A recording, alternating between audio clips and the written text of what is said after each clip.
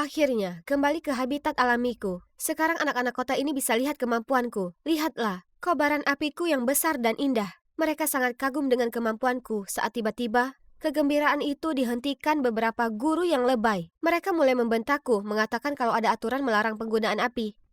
Bagaimana bisa kalian sebut ini perkemahan kalau api unggun tak diizinkan? Menyalakan api adalah kemampuan bertahan hidup yang penting. Orang-orang kota membosankan ini tak tahu apapun. Lagi pula siapa butuh aturan mereka? Aku tahu aku tak butuh. Hai, aku Nova, si bahaya kebakaran. Dan aku tak selalu tinggal di kota.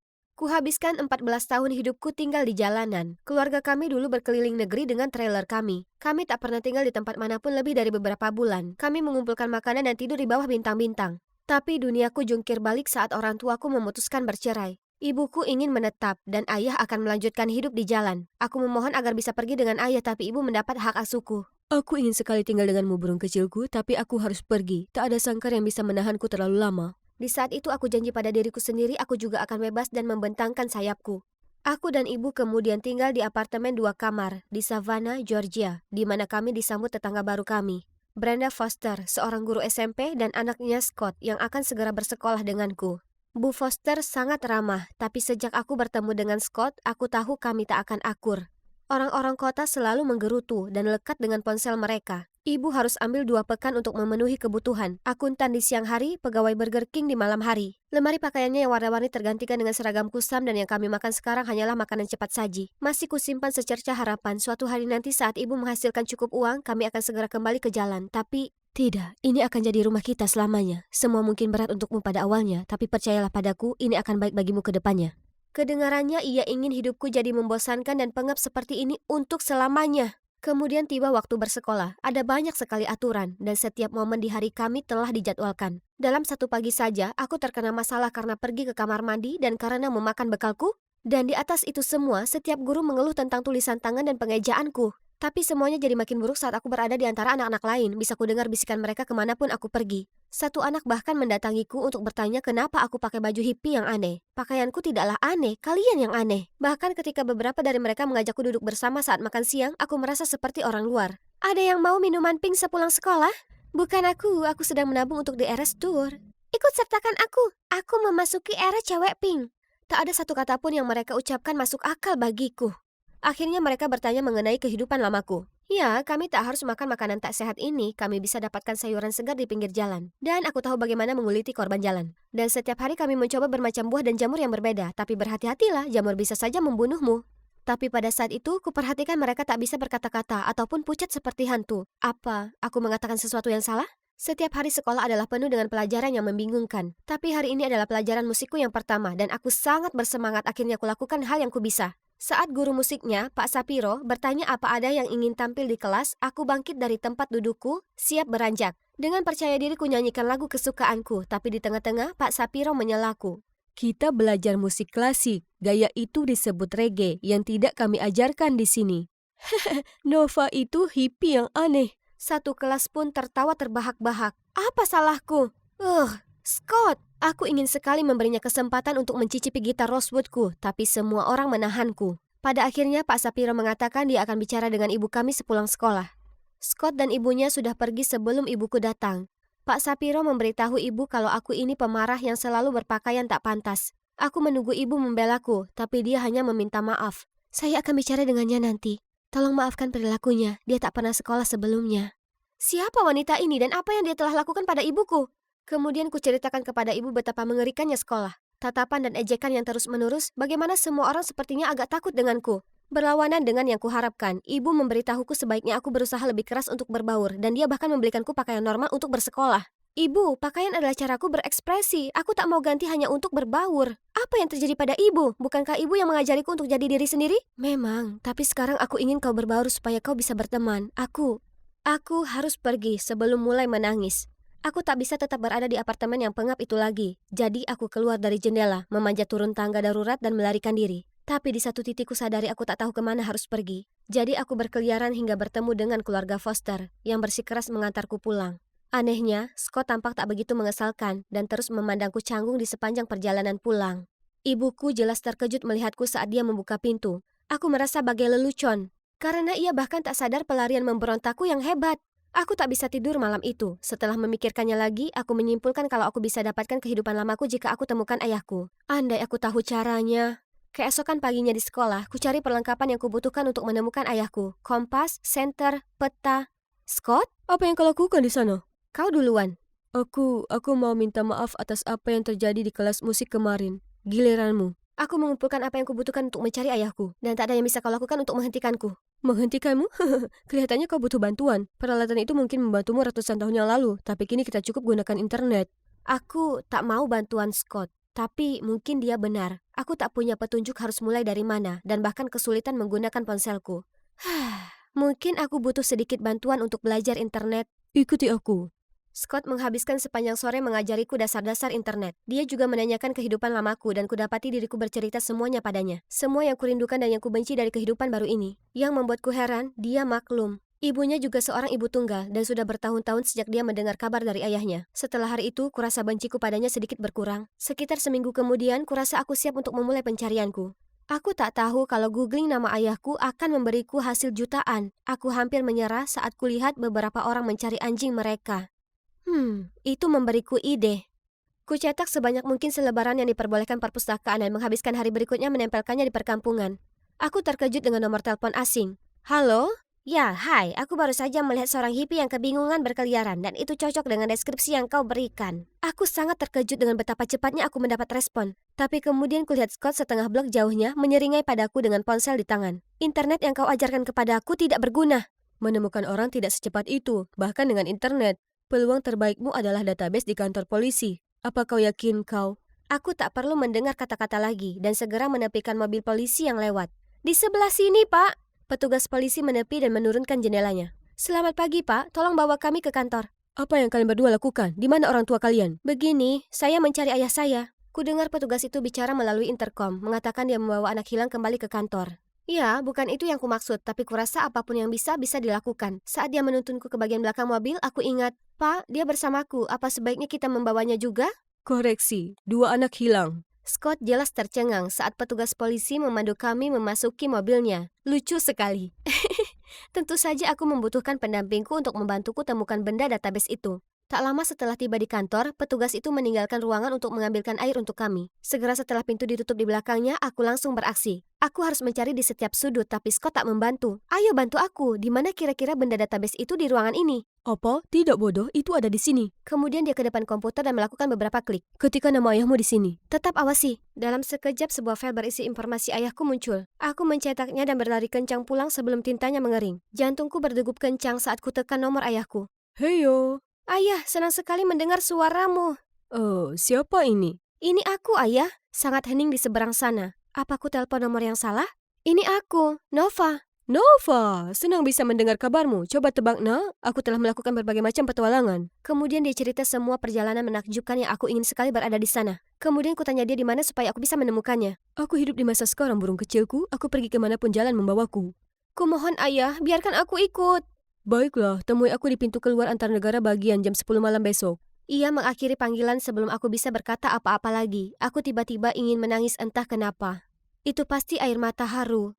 Aku akhirnya bertemu dengan ayahku lagi, tapi bagaimana aku bisa sampai ke sana? Mungkin pendampingku Scott bisa membantu. Itu jika dia berhasil kembali dari kantor polisi. Ups! Aku lari ke apartemen Scott dan yang mengejutkan, dia yang membuka pintu. Hei, bagaimana kau bisa sampai rumah?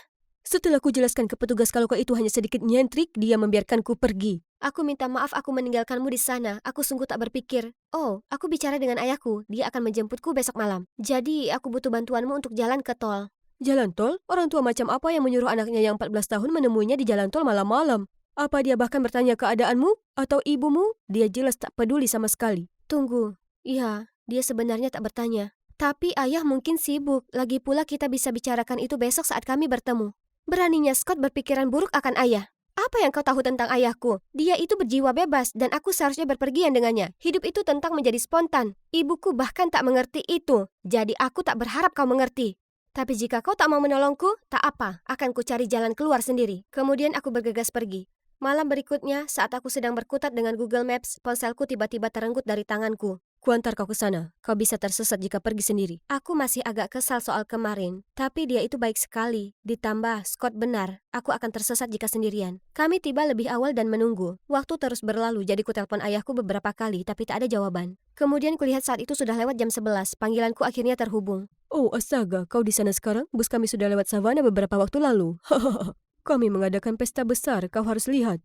Oh, ya, mungkin kita akan bertemu lagi segera. Selamat tinggal burung kecil. Dia langsung menutupnya. Kulihat Scott memperhatikanku menunggu reaksi, tapi aku tak sanggup lagi menahannya dan menangis. Scott membawa kami ke bus untuk pulang. Aku terisak-isak sepanjang perjalanan dan tak sanggup bicara dengan semua air mata ini. Akhirnya Scott angkat bicara. Saat orang tuaku bercerai, aku juga habiskan banyak waktu marah kepada ibuku. Aku tak paham kenapa ia tak membuat ayahku tetap tinggal. Tapi, ia sudah berusaha, ya kan? Tidak, ibu hanya menerimanya, dan akhirnya kusadari kalau dia tak lemah seperti yang kukira. Ia memilih untuk tinggal untuk memastikan kehidupanku normal. Memutuskan pergi akan sangat mudah, dan apa yang ia lakukan, tetap bertahan, sebenarnya membutuhkan lebih banyak kekuatan. Tak disangka apa yang dikatakan Scott terdengar dewasa. Setelahnya, kami duduk dalam hening selama beberapa waktu. Aku paham apa yang Scott katakan, tapi kurasa itu tak berlaku untuk kasusku. Ibuku bukanlah orang yang sama seperti dulu. Kami tiba di rumah larut malam. Sebelum kami berpisah, Scott berkata, "Kenapa kau tak tanya ibumu kenapa ia memutuskan untuk tinggal di sini? Anak-anak tak selalu paham kenapa orang tua melakukan hal-hal tertentu. Mungkin kau mendengarkannya." Aku mengangguk dan menghela napas panjang sebelum membuka pintu. Ibuku sedang menelpon polisi, dan begitu ia melihatku, ia berlari memberiku pelukan paling hangat yang pernah aku dapatkan selama ini. Ibu bertanya aku dari mana, dan kuceritakan padanya semuanya. Bagaimana aku berusaha menemukan ayah, bagaimana dia tak menemuiku, dan apa yang dikatakan Scott tadi. Ia mendengarkanku dengan penuh perhatian, kemudian bilang bahwa apa yang dilakukan ayah buruk sekali, tapi tak sepenuhnya di luar karakternya. Kau tahu bagaimana kita singgah di kota dari waktu ke waktu. Melakukan pekerjaan sementara seperti jadi pelayan dan mencuci mobil, kan? Yang tak kau ketahui adalah ayahmu selalu mengacau dan dipecat beberapa hari setelah dia mulai bekerja. Jadi kami memutuskan dia akan menjagamu sementara aku yang bekerja.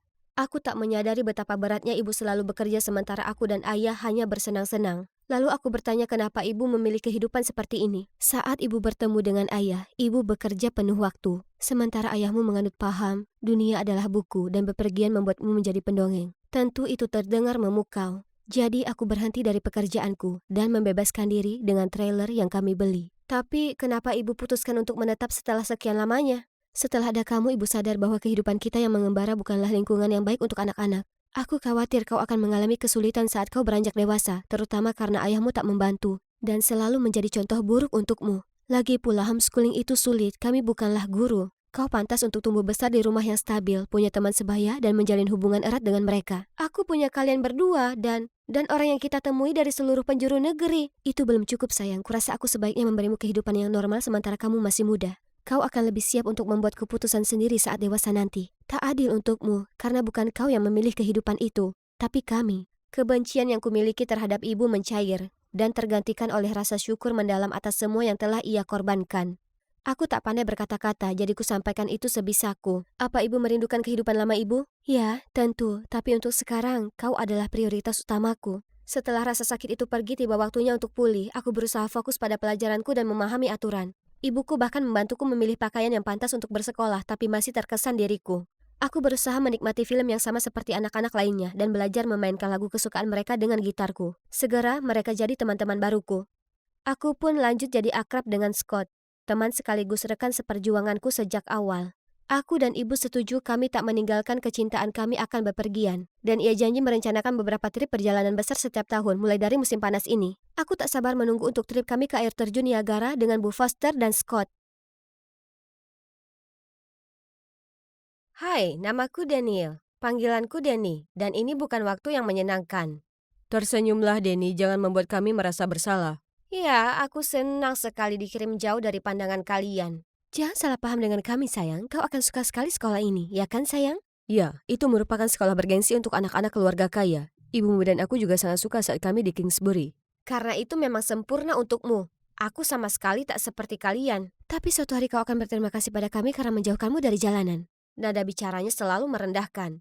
Meski aku benci terjebak di asrama tua, aku bisa memanfaatkan waktu jauh dari orang tuaku. Sebelum kulanjutkan, sebaiknya kuceritakan bagaimana ini terjadi. Sederhana, kulihat seorang cowok besar dan tangguh mendorong temanku. Jadi kurobek ban mobilnya di depannya untuk memberinya pelajaran. Tapi bagi orang tuaku itu adalah tindakan memberontak. Jadi mereka mengirimku ke sekolah asrama sebagai hukuman. Saat kami berhenti di depan gerbang Kingsbury, sejenak aku lupa betapa aku tak ingin berada di sana. Menara kastil abad pertengahan yang tersembunyi di balik awan bisa keliru dikira Hogwarts. Sebenarnya kurasakan secercah harapan untuk masa depanku di sini. Sayangnya, harapan itu hanya berumur pendek. Kepala sekolah, Pak Hooper, sudah baca berkasku dan mengambil keputusan tentangku. Tenang saja, kami punya reputasi disiplin kami bukan tanpa alasan dan siswa seperti Daniel ini paling diuntungkan akan hal itu. Jelas bukan awal baru yang kubayangkan. Bu Bell menuntunku menyusuri lorong kemudian berhenti di depan pintu ruang 237. Seorang gadis menjawab, "Hai teman sekamar, aku Cassandra. Kau bisa panggil aku Cass. Selamat datang di Kingsbury." "Danny, kau akan berada dalam pengawasan Cassandra di luar jam sekolah. Dia siswa teladan lama di sini untuk mengerti bahwa tak ada jalan untuk menghindari aturan kami. Tentu saja mereka akan menyuruh peliharaan guru untuk mengasuhku. Luar biasa." Cass lebih buruk dari yang kukira. Dia terus saja pakai alasan cari sesuatu untuk menyentuh barang-barangku. Tentu saja dia juga mengendap-endap saat aku tak ada. Jadi kupikir aku bisa sedikit bersenang-senang. Ku beri teman sekamar yang kepo ini sesuatu yang membuatnya penasaran. Ini seperti sebuah buku diari biasa, tapi di dalamnya kutuliskan bahwa aku membawa botol air berisi vodka ke kelas, meletakkan kutu busuk di ranjang Cass, dan menjual kertas contekan ke siswa lain. Kalian tahu hal-hal yang seru. Pastinya tak akan kulakukan semua itu, tapi kita harus berikan penonton kita drama, ya kan? Dan hari berikutnya, perilaku Cass memastikan bahwa dia sudah membacanya. Apa semua baik-baik saja, Cass? Apa? Semuanya baik? Kupikir ini waktunya mencuci spray, jangan hiraukan aku. Tentu saja, aku percaya padamu.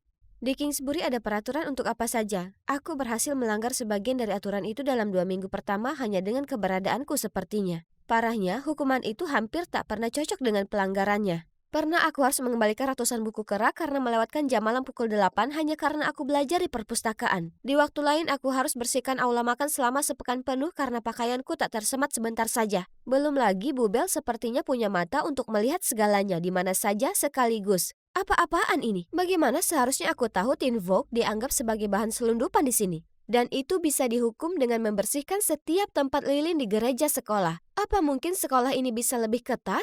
Mereka sungguh mengharapkan kami menghibur diri dengan tertawa melihat awan seperti kami ini pasien di rumah sakit jiwa atau bagaimana? Dengan kesenangan nihil, tak heran semua di sini selalu terlihat seperti zombie. Kudengar kau ini pemberontak sekolah yang baru, Daniel ya kan? Aku Caroline. Bagaimana kalau kita tiup dudukan lilin ini dan pergi bersenang-senang? Tidak, terima kasih, aku sudah cukup dapat masalah. Tak apa, ayolah. Hei, kau, selesaikan yang ini, mau tidak? Keberanian cewek ini sungguh luar biasa. Bagaimana kalau tidak? Kau tak boleh menyuruh-nyuruh orang seperti itu. Hentikan sikap sok benar itu. Tak perlu pura-pura kau peduli dengan kutu buku. Aku baik-baik saja dan dia di sini bukan kutu buku. Kukira kau ini keren. Apa maksudnya itu tadi? Cowok itu berterima kasih padaku, memperkenalkan dirinya Ian dan bertanya kesalahan sepele apa yang telah kulakukan hingga terjebak dalam pekerjaan membosankan ini. Jadi kami ngobrol dan mengolah aturan Kingsbury sementara aku selesaikan pekerjaan. Rasanya seolah aku akhirnya terlihat setelah minggu-minggu pertama yang mengerikan itu. Tiba-tiba semua tak lagi terasa begitu buruk. Tapi Caroline sudah mantap membuat hidupku sengsara. Pagi ini dia menghadangku di lorong tepat sebelum bel berbunyi, yang membuatku dapat masalah karena terlambat dan berlari. Jika tak sedang membuatku terkena masalah, dia berusaha mencoba mempermalukanku dan menyebalkannya, itu berhasil. Meskipun aku ingin lakukan sesuatu mengenai hal itu, aku tahu kalau segala bentuk pembalasan akan membuatku terkena lebih banyak masalah. Satu-satunya momen damai yang kualami adalah bersama Ian. Kok bisa aku tak pernah tahu soal tempat keren ini sebelumnya? Ini ruang hiburan dan sistem home theater. Dan di luar sana ada kolam renang ukuran olimpiade dan lapangan kriket kita. Cukup keren ya kan? Tapi kita hampir tak pernah diperbolehkan menggunakannya. Terkadang kurasa ini ada hanya untuk membuat orang tua terkesan. Tempat ini sulit dipercaya. Yang ada hanya belajar dan tak boleh main. Apa ini penjara? Dan lagi aku punya teman sekamar kepo yang harus dihadapi. Untuk melanjutkan tipuan itu, kutulis beberapa aksi rekayasa di buku harian palsuku. Aturan konyol, kelakuan Caroline, dan betapa aku membenci Kingsbury juga masuk ke dalam buku harian ini. Kita terjebak di kampus ini dan semua yang menyenangkan melanggar aturan. Rasanya seolah kita di sini untuk diprogram menjadi robot patuh yang orang tua kami ingin kami di sini. Tapi paling tidak Ian baik. Hari berikutnya, Cass terus mencoba membuka obrolan denganku. Hei, teman sekamar, semuanya baik-baik saja denganmu? Definisikan semuanya. Seperti bagaimana kau suka dengan Kingsbury? Apa ada yang memberimu masalah atau apapun? Apa seharusnya aku mendapat masalah? Tidak, kuharap tidak. Aku hanya berpikir kau kelihatannya agak lesu. Sebagai teman sekamarmu, aku ingin kau tahu kalau aku ada di sini untukmu kalau kau butuh teman. Oh, dia pasti sudah membaca buku harianku lagi. Tapi jujur, menurutku penampilannya yang kikuk itu cukup menarik. Lalu dia mencoba mengubah pembahasan ke Caroline, yang ternyata mantan teman sekamarnya. Aku tahu dia jahat, tapi dia tak selalu begitu. Dia hanya berubah setelah satu masalah besar yang hampir membuatnya dikeluarkan. Wah, kira-kira apa yang sudah diperbuatnya? Cass mengatakan Caroline juga kemudian segera pindah ke ruang lain. Aku tak bisa tidak merasa kasihan padanya. Dia sebenarnya baik padaku. Cass tampak sungguh baik, tapi aku ingin lihat apa dia bisa jujur. Jika kau memang benar temanku, kalau begitu beritahu aku, apakah sudah baca buku harianku? Kau tahu? Tapi dengar aku dulu, orang tuamu membayarku untuk mengawasimu dan melaporkan apa saja ke mereka. Aku setuju karena aku kira aku membantumu berada di jalur yang benar. Tapi Kes sadar aku tak sungguhan lakukan perbuatan buruk. Jadi sebenarnya dia hanya beritahu orang tuaku hal-hal yang baik saja. Aku janji aku sudah tak lagi bekerja untuk mereka. Mereka salah telah memata-mataimu, tapi aku juga salah. Aku minta maaf. Bisa kau maafkan aku? Aku percaya padanya, tapi tak ada salahnya gunakan pertemanan baru ini untuk hal yang baik. Jadi ku minta Kes mengusulkan kegiatan yang menyenangkan untuk musim liburan yang akan datang untuk mencerahkan tempat yang tak punya kehidupan ini. Para guru mendengarkanmu dan kita akan donasikan uangnya untuk tujuan yang baik. Kau sangat mencintai tempat ini ya kan? Buatlah semua orang mencintainya juga. Kedengarannya hebat, ayo kita lakukan. Berkat Kes, pasar Natal kami jadi semarak. Aku tak pernah melihat begitu banyak wajah tersenyum di Kingsbury. Aku bahkan berhasil mendapatkan hiburan di menit-menit terakhir. Yang mengejutkan, Ian secara sukarela mengajukan diri untuk tampil dan dia benar-benar hebat. Dia biasanya tidak selalu menonjol, namun malam itu segalanya berubah. Mungkin karena lampu-lampu Natal atau efek Ed Sheeran yang membuat Ian disukai semua orang, termasuk aku. Kami tak hanya bersenang-senang, tapi juga menggalang ribuan dolar untuk didonasikan ke rumah sakit lokal. Beberapa hari setelahnya, kami melihat Caroline bersikap genit ke Ian. Tentu saja sekarang Caroline akan berusaha menempel ke Ian karena dia tahu dia itu menarik. Untungnya Ian sepertinya tak tertarik. Apa kau lihat-lihat? Cuma kamu yang mempermalukan dirimu sendiri. Beraninya kau. Terima kasih, Kes. Dia benar-benar tak paham isyarat itu. Di saat itu aku tahu telah kutemukan kelompokku. Hari berikutnya saat aku sedang konsentrasi pada ujian matematika, Caroline tiba-tiba menunjukkan sesuatu padaku. Aku minta maaf, ayo kita berteman. Dia ingin berbaikan? Sekarang? Bu Haris, dia mencontekku. Apa-apaan? Pembohong tak tahu malu ini. Aku hendak menyiapkan yang terburuk saat Bu Haris berkata, apa ini, Caroline? Jawabannya tak seperti punyamu. Bukannya Daniel perlu mencontekmu. Dia memberikan kembali lembar jawabanku dan menyuruh Caroline keluar. Aku bisa lihat dia masih syok saat dia berjalan keluar. Luar biasa. Bu Harris benar-benar memahami tindakannya. Bu Harris tak seperti guru lain di Kingsbury. Ia tegas, tapi baik hati. Dengan dirinya di sampingku, Caroline tak menggangguku lagi. Aku merasa aman untuk bercerita pada orang dewasa sepertinya. Kami akhirnya jadi lebih seperti teman. Kau menyukai Ian ya kan? Aku bisa tahu hanya dengan melihat. Akan ada karnaval di kota besok malam. Itu kesempatanmu untuk mengambil langkah. Tapi, Bu Harris, jam malam...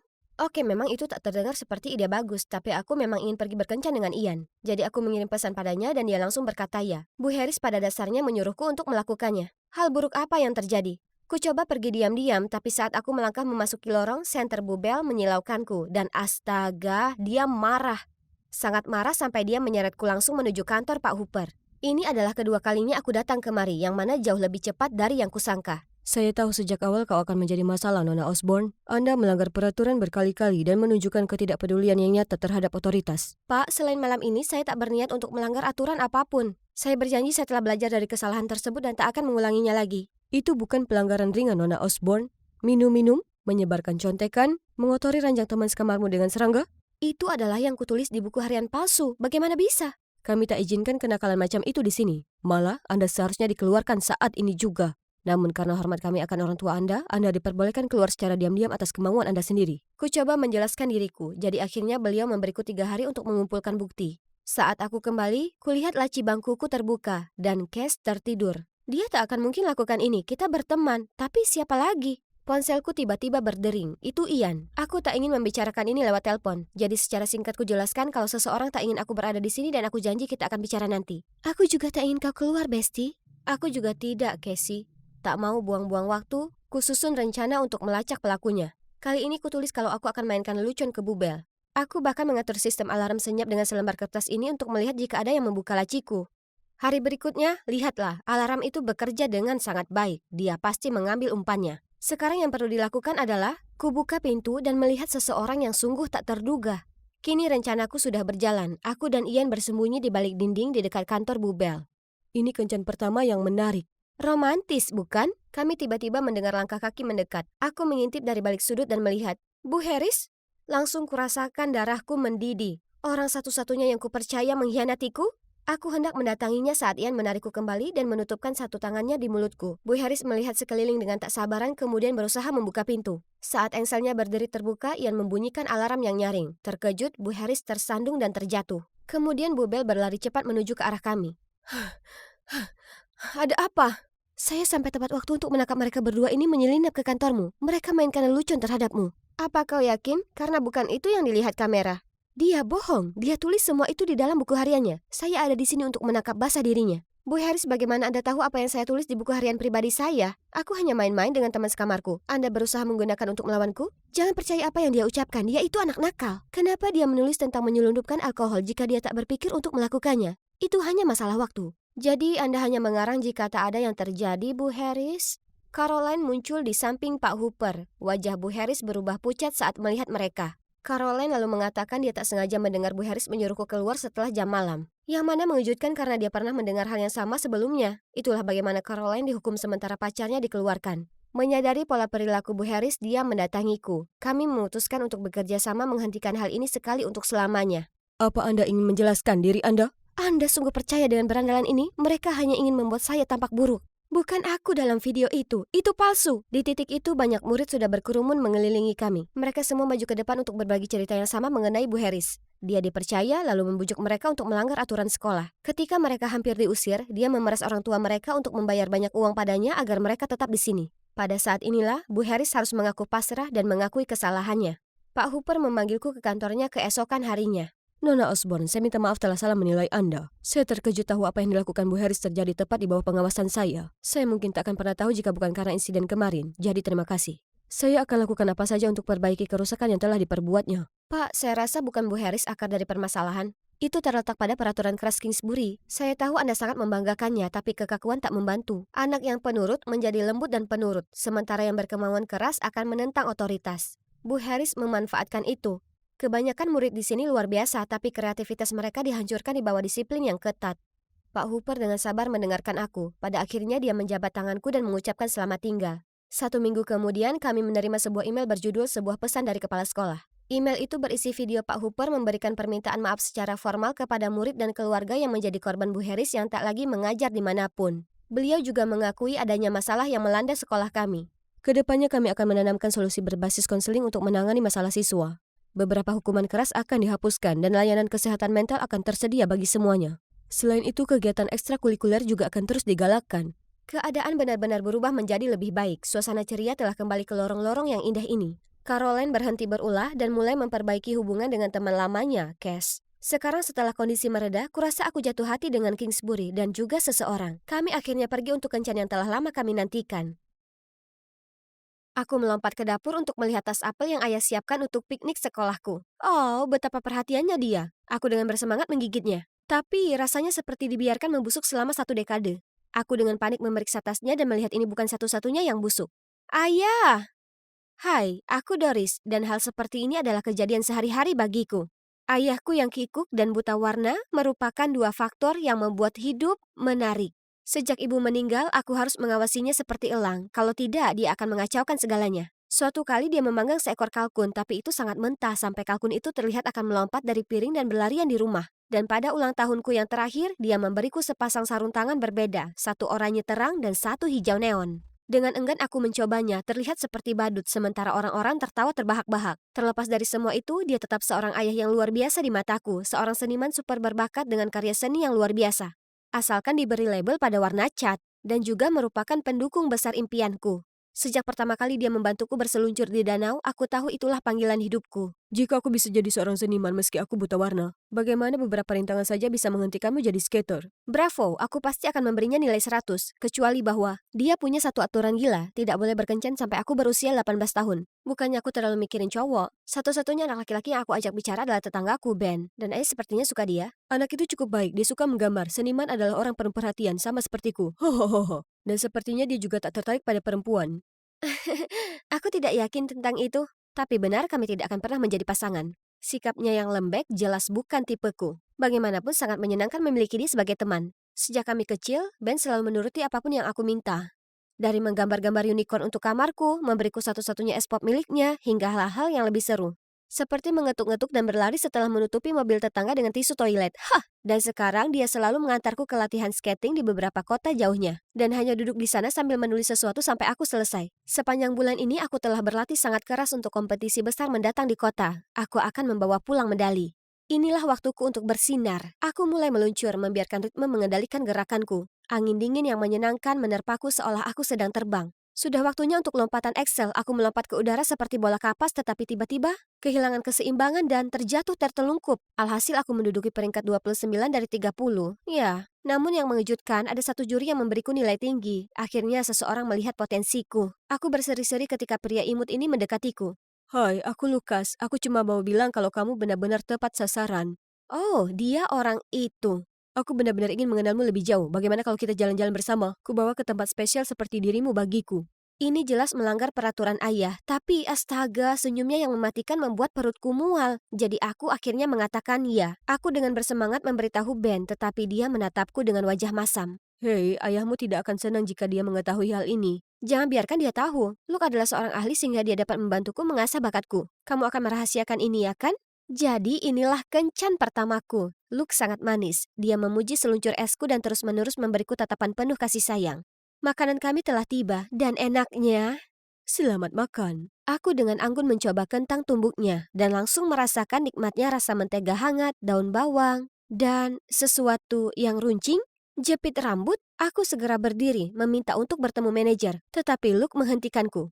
Sayang, kamu menemukan hadiah dariku. Lalu dia mengambil jepit rambut itu, menyekanya di bajunya, dan memakaikannya di rambutku. Mungkin ini hal yang biasa dilakukan para pria saat berkencan, bukan? Hanya saja acara hadiah miliknya tidak berhenti sampai di situ. Kemudian aku menemukan cincin di steakku, lalu gantungan kunci di saladku. Kamu lucu, sama seperti Lutso ini. Bukankah dia tokoh jahat? Tapi cherry di atasnya adalah tiket film di sandwichku. Look, tentang apa ini? Aku hanya berharap kita bisa terikat saat menonton film bersama. Kamu sangat membencinya? Tidak, aku tidak bermaksud begitu. Pikirkan tentang itu. Itu agak aneh, tapi juga hal termanis yang pernah terjadi padaku. Luke punya cara lucu untuk menunjukkannya, tapi dia membuatku merasa spesial dan pusing dan mungkin jatuh cinta. Sebelum aku bisa berpikir jernih, dia sudah mendekat ke arahku. Aku memejamkan mata dan bersiap untuk ciuman paling romantis yang pernah ada. Tapi kenapa bibirnya begitu keras dan tidak bergerak? Apa itu menu dan yang memegangnya adalah ayah? Kamu kenal orang tua gila ini? Aku adalah ayahnya. Kemudian ayah menyeret kursi tambahan ke meja kami, duduk dan mulai mengoceh. Lalu saat Luke tidak melihat, ayah menuangkan merica ke kopinya. Sebelum aku dapat mengatakan apapun, Luke yang malang meneguknya dan meludahkannya kemana-mana. Maaf, aku pikir itu gula, soalnya aku buta warna, jadi itu adalah kesalahan yang tidak sengaja. Setelah itu, dia secara tidak sengaja memercikkan saus ke meja Luke, lalu mengambil gelas anggur merahnya dan menuangkannya ke atas Luke, sambil mengatakan dia sedang mencoba untuk membersihkannya. Cukup, orang tuamu sudah gila. Tidak ada yang akan berkencan denganmu lagi. Lalu dia bergegas pergi. Aku sangat marah, bagaimana bisa ayah mempermalukanku seperti ini? Kamu mengontrol, gila dan melakukan hal-hal paling bodoh. Kamu tidak izinkan aku jadi diri sendiri dan menakuti teman kencanku. Tak satu pun permintaan maafnya bisa menggugahku. Aku punya hak untuk menentukan pilihanku sendiri tanpa ayah menyela dan bersikap konyol. Jadi, aku menggunakan tabunganku, aku pindah dari rumah untuk memulai hidup baruku. Kebebasan ini lebih besar dari luar biasa. Aku bisa berbicara dengan pria manapun dan berkencan sebanyak yang aku mau. Hanya saja aku tahu selalu ada perhatian ekstra yang tertuju padaku. Apa kamu merasa ada yang memperhatikan kita? Tidak mungkin, hanya kamu dan aku. Aku bersenang-senang, mau lakukan lagi? Oh, apa-apaan? Jika ayah mengira dia bisa menghentikanku dengan berbuat macam-macam seperti ini, dia salah besar. Yang terjadi justru sebaliknya. Aku mulai berkencan dengan banyak pria, meskipun aku tidak terlalu menyukai mereka. Senang sekali dimanjakan oleh laki-laki, dan kamarku selalu penuh dengan hadiah mereka. Aku memberitahu Ben semua kisah kencanku, tapi dia hanya mengerutkan kening. Yo, pelan-pelan, kamu mau kencan kilat ke seluruh kota? Men, itu hanya kencan, bukannya aku setuju menjadi pacar mereka atau apapun. Tapi kamu bahkan tidak mengenal mereka atau apa niat mereka. Ayahku tidak memahamiku, kenapa sekarang kamu terdengar seperti dia? Baiklah, kamu tidak merasa perlu datang ke sini atau memberiku tumpangan atau apapun. Aku bisa berangkat sendiri ke sekolah dan mengajak teman kencanku untuk ikut berlatih mulai besok. Maafkan aku Doris, lupakan yang aku katakan. Aku mungkin hanya terlalu memikirkan hal-hal lain. Ya, Ben. Bagaimanapun juga dialah orang yang bisa kuandalkan. Bagaimanapun menjadi seorang serial dater dapat menimbulkan masalah. Aku mengacaukan minat Gregory dengan minat Ivan. Aku lupa aku sudah menceritakan kisah lucuku kepada Anton untuk ketiga kalinya. Aku terlambat untuk kencanku dengan Hector karena shiftku sebelumnya dengan Rian memakan waktu lebih lama dari perkiraanku. Lalu karena sangat lelah karena semua kencan ini, aku tertidur saat makan bersama Christian. Beruntungnya aku, Ben selalu siap membantu. Ada apa? Kamu terlihat capek? Entahlah, berkencan pada awalnya menyenangkan, tapi sekarang aku tidak punya waktu untuk istirahat. Dan sekarang aku bahkan tidak bisa membedakan orang-orang. Hei, apa yang lucu? Tidak ada apa-apa, senang rasanya tidak harus berbagi alfabet kepadamu. Jangan khawatir, kamu satu-satunya B dalam hidupku. Suatu hari sepulang sekolah, sekelompok anak laki-laki mengelilingiku dan mulai menuduhku curang. Hei, aku bukan pacar siapapun, jadi itu tidak tergolong selingkuh. Aku masih jomblo, jadi aku bisa berkencan sebanyak yang aku bisa. Hanya saja kemarahanku sepertinya membuat mereka semakin marah. Saat semua orang ini meneriakiku, seorang polisi mendekat. Tunggu, apakah itu ayah? Hei, kalian berhenti mengganggu nada muda ini sekarang juga. Aku baru saja menyelesaikan kursus karate. Aku akan memberimu sebagian dari pikiranku. Lihat, haya, haya. Sungguh sekelompok orang aneh. Syukurlah ayah datang ke sini tepat waktu untuk menyelamatkanku. Tapi sayang sekali dia melihatku gagal total. Jadi rasa maluku menjadi kemarahan. Siapa yang memintamu muncul dan membuat keributan? Berhentilah menggangguku dengan semua omong kosongmu. Aku bisa mengatasinya sendiri. Ketika aku kembali ke apartemenku, Ben sedang duduk di sana menungguku. Karena kewalahan dengan semuanya, aku menangis. Dia menarikku ke dalam pelukannya, dan aku langsung merasa lebih baik. Tapi kemudian, Doris hentikan permainannya dan pulang saja. Permainan? Ini bukan permainan, ini hidupku. Aku berhak menjalaninya sesuai keinginanku. Kau terlalu pengecut untuk memahami hal itu. Begitu aku mengatakannya, aku menyesalinya. Ben tampak sangat terluka dan marah. Dia hanya menggelengkan kepalanya lalu pergi. Sejujurnya aku berpikir dia adalah satu-satunya orang yang tidak akan pernah pergi. Tapi terserah, aku tidak membutuhkannya. Atau ayah juga. Sekarang aku harus membuktikan ayah aku sudah cukup dewasa untuk menghadapi kemandirian. Dan bisa menemukan seseorang yang jauh lebih baik daripada Ben di sampingku. Tunggu dan lihat saja. Sudah kubilang, sekarang Tuhan memberkatiku dengan pria ini, Mark, seorang sahabat super kuat dan macho yang selalu siap melindungiku. Sayang, awas. Apa? Biarkan aku yang menangani ini. Lalu dia menjauhkanku dan meninju tepat ke dinding. Wow, itu nyamuk. Terima kasih telah menyelamatkanku. Suatu kali kami sedang berjalan-jalan di taman sekolah ketika aku melihat Ben. Aku segera menatap Mark pada gadis cantik yang sedang kesusahan dan berkata, "Sayang, aku sangat lelah. Aku pikir aku akan pingsan." "Jangan khawatir, aku akan mengantarmu ke rumah sakit." Tiba-tiba dia mengangkatku ke atas bahunya dan membawaku pergi. Kepalaku berputar-putar dan membuatku benar-benar ingin pingsan. Aku memintanya menurunkanku dan membiarkanku duduk sebentar. Lalu tiba-tiba aku melihat Ben mengerutkan kening ke arahku. Melihatku baik-baik saja tanpa dia, bagaimana mungkin dia tidak kesal? Tapi siapa itu? Dia mulai menatap karya seninya dengan penuh semangat. Lalu percayakah kalian, dia memintanya untuk menggambar dia. Dan dia setuju. Aku tidak bisa tinggal di sini menonton drama konyol ini, jadi aku meraih tangan Mark dan menariknya pergi. Tapi malam itu aku terus bolak-balik dan bayangan Ben dan gadis itu tidak bisa hilang dari kepalaku. Tidak, bukan masalah besar, itu hanya sangat menjengkelkan. Itu saja. Terlalu banyak hal yang terjadi dan sekarang saatnya bagiku untuk fokus pada impianku bermain skating lagi dengan gula plumku. Saat dia pergi membelikan kami minuman, siapa yang seharusnya datang kepadaku selain kencan pertamaku? Luke. Oh, kau masih bermain seluncur es? Menyerah saja, aku hanya memberimu nilai tinggi agar kamu berkencan denganku, jangan menyanjung dirimu. Ngomong-ngomong, orang tua gilamu masih baik-baik saja? Diam, ayahku benar tentangmu dasar brengsek. Brengsek? Oke, si brengsek ini akan memberitahu manajer arena untuk melarangmu datang ke sini selamanya. Aku menatapnya dengan mulut ternganga, tidak tahu harus berkata apa. Ketika entah dari mana, Ben muncul. Aku rasa panitia skating tidak akan terkesan dengan skor palsumu, ya kan? Yang diperlukan hanyalah satu email dan kamu bisa mengucapkan selamat tinggal pada posisi di panel juri. Beraninya kamu! Lalu dia pergi dengan marah. Tepat pada saat itu, Mark kembali. Sayang, skating itu menyebalkan. Hentikan saja. Kalau begitu, ayo kita bermain trampolin. Doris, ayo berlatih. Tidak ada yang berani melarangmu sekarang. Siapa kamu, dasar aneh? Mark, berhenti. Itu Ben, temanku. Tidak. Cuma seorang kenalan. Doris, jaga dirimu bersama pria itu. Itu bukan urusanmu. Ayo pergi, Mark. Selamat tinggal, pecundang. Keesokan harinya di sekolah, aku melihat Ben bersama gadis itu lagi. Jantungku berdebar-debar dalam kesedihan dan aku bahkan tidak tahu kenapa. Mungkin aku sudah terbiasa dengan Ben di dekatku dan sejujurnya aku sangat merindukannya. Mark segera mengikuti pandanganku ke Ben. Bukankah itu pria dari gelanggang es? Kenapa kamu melongo melihatnya? Dia menerjang ke arah Ben tepat setelahnya. Aku meraih lengannya untuk mencoba menghentikannya, tapi dia malah menarikku ke sudut. Kamu adalah pacarku. Ingat itu. Di depanku ada orang asing, itu bukan Mark biasa yang kukenal. Dia seharusnya melindungiku, tapi sekarang yang kurasakan hanyalah ketakutan. Aku tidak bisa bergerak. Mark membungkuk untuk menciumku dan aku segera menghalanginya. Apa? Beraninya kamu? Oh tidak, aku kacau. Oh, meneror pacarmu sendiri. Bagus. Ben? Tepat pada waktunya, kamu sudah selesai denganku. Kemudian Mark mengambil pot bunga dan menyerang Ben, tapi aku dengan panik mendorongnya sebelum dia bisa melakukan apapun dengannya. Dia tersandung menggumam sesuatu ketika tinju Ben muncul entah dari mana. Kamu ingin satu pukulan lagi? Mark mengayunkan tinjunya ke arahnya tetapi kemudian berbalik dan bergegas pergi. Aku menatap Ben dan tidak bisa mempercayai mataku. Dia kuat, protektif, sangat berbeda dengan Ben lembut yang kukenal selama ini. Doris, menurutku sudah waktunya kamu pulang. Pernahkah kamu bertanya-tanya kenapa ayahmu melakukan itu? Aku...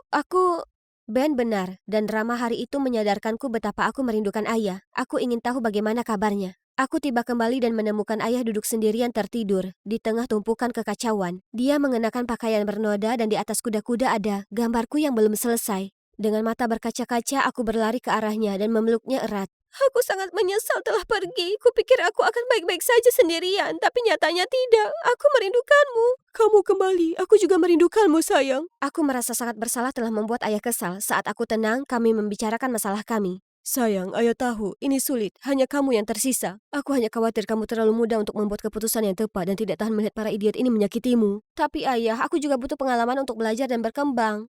Dukung aku, ya. Tentu saja. Aku selalu berharap kamu bisa menemukan pria baik hati yang mengerti, mendukungmu, selalu berada di sisimu, dan membuatmu benar-benar bahagia. Semua kualitas itu mengingatkanku pada seseorang. Aku terus mengejar hal-hal sepele di luar sana, sehingga melupakan orang yang selalu mendampingiku. Jadi aku segera pergi mencarinya. Hai Ben. Oh, hei. Kamu senang tahu aku telah kembali bersama ayah? Ya, itu kabar baik. Dengar, Ben, aku minta maaf. Aku idiot, aku menganggapmu remeh dan sekarang aku merasa sangat tidak enak karenanya. Aku ingin tahu apakah kamu akan mengajakku berlatih besok? Aku akan memikirkannya. Dan aku tidak menyangka akan melihatmu menghadapi pria tangguh seperti Mark. Kamu bukan tipe orang yang penakut, kan? Siapa bilang aku penakut? Aku hanya seperti itu saat bersamamu karena itu membuatmu bahagia. Sebenarnya aku sepenuhnya mampu menjaga diriku sendiri. Dan, kamu. Hai, Melanie di sini, dan aku sedang menunggu dengan harap-harap cemas mendengar hasil pameran sains tahun ini. Aku tahu, aku mungkin tak terlihat seperti tipikal anak yang suka belajar, tapi aku sangat serius dengan sekolah. Oh, tunggu dulu. Pemenang pameran sains sekolah West High 2023 adalah Harry Silver. Itu artinya pemenang kedua adalah Melanie D'Angelo. Selamat untuk kalian berdua. Silakan naik ke panggung untuk menerima penghargaan. Astaga, aku tak percaya aku nomor 2 darinya lagi. Kita selalu bergantian tukar posisi pertama dan kedua di setiap papan peringkat sejak kami masih kecil. Sangat tak adil. Lihat dia, yang dia lakukan hanyalah berpesta dan melakukan lelucon konyol. Tapi dia masih masuk daftar kehormatan, sementara aku harus belajar siang malam untuk mempertahankan nilai A. Ibu lama sekali. Keributan apa yang terjadi di sana? Ini butuh dirayakan. Bagaimana menurutmu kawan-kawan, Oliver, Garden? Ya, astaga, bisa tidak kalau pelankan sedikit saja? Jika dipikir-pikir, orang seperti Harry punya segalanya, sementara aku hanya punya ibu di sisiku. Oh, ibu datang tepat waktu. Ayah meninggalkan kami untuk wanita lain beberapa waktu lalu. Jadi ibuku berjuang setiap hari menjadi ibu tunggal. Dia pasti sangat sedih dan kesepian, jadi aku tak pernah menyebut ayah lagi. Kasihan ibu. Semakin aku merasa iba pada ibu, semakin aku marah pada ayah.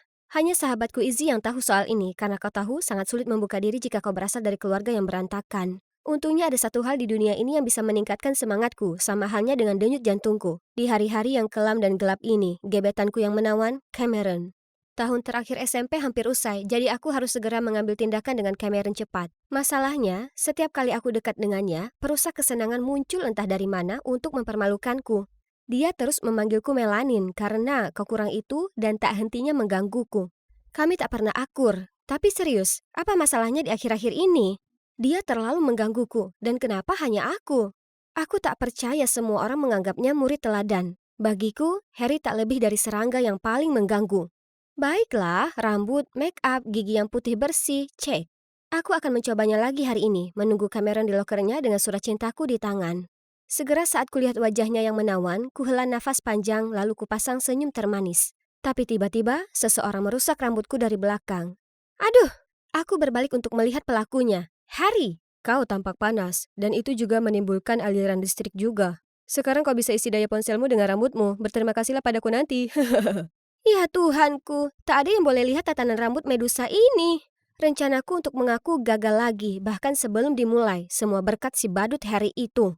Tunggu, bukankah itu ayahku? Dia sedang jalan keluar dari ruang kepala sekolah dengan wanita yang jauh lebih muda. Dan seorang anak laki-laki seumuranku. Dari info yang kukumpulkan, mereka bilang kalau anak laki-laki ini akan masuk sini. Melihat bagaimana ayahku mulai hidup baru dengan keluarga barunya, aku tak tahan merasa kasihan pada ibu. Ini semua karena kesalahan wanita itu. Andai dia hilang saja, semuanya bisa kembali seperti dulu lagi. Tapi itu hanyalah angan-angan, dan aku serta ibuku harus bertahan dengan kehidupan yang tak bahagia dan membosankan ini hari demi hari. Fudu untuk pemula? Apa ada kekuatan gaib yang mendengarkanku? Ini kedengarannya jawaban dari masalahku. Aku segera memesan buku itu.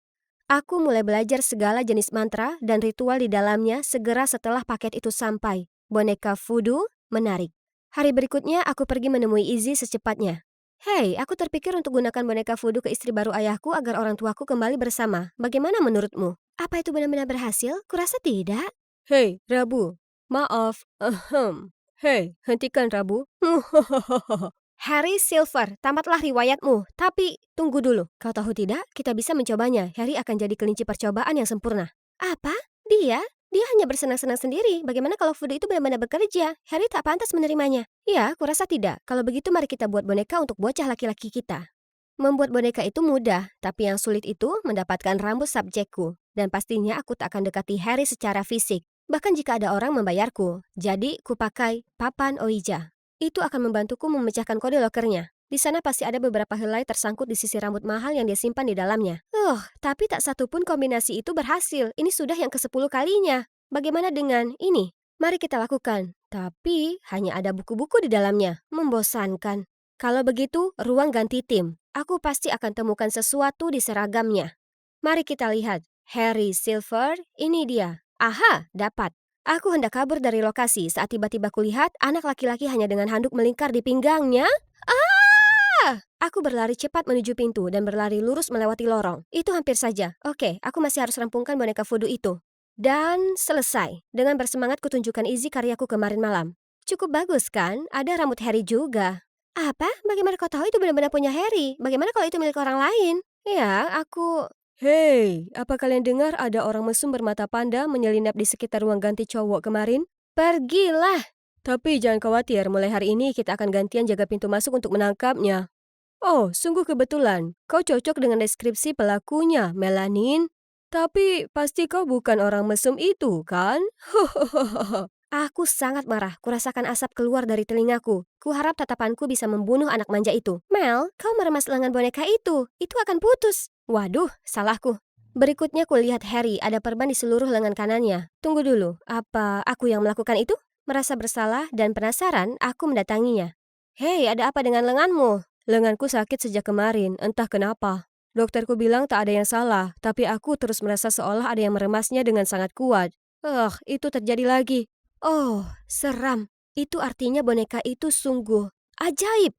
Aku langsung lari untuk memberitahu Izzy dan tentu saja dia juga sangat kaget. Tapi tunggu dulu, arti yang suka ikut campur? Berapa lama dia sudah berdiri di sana? Cowok ini jelas telah mendengar semuanya. Dia terus menggapai bonekaku. Tak boleh, dia akan ceritakan ke seluruh sekolah soal itu. Lalu tiba-tiba Harry duduk di sebelahku. Melanin, lenganku sakit. Suapi aku.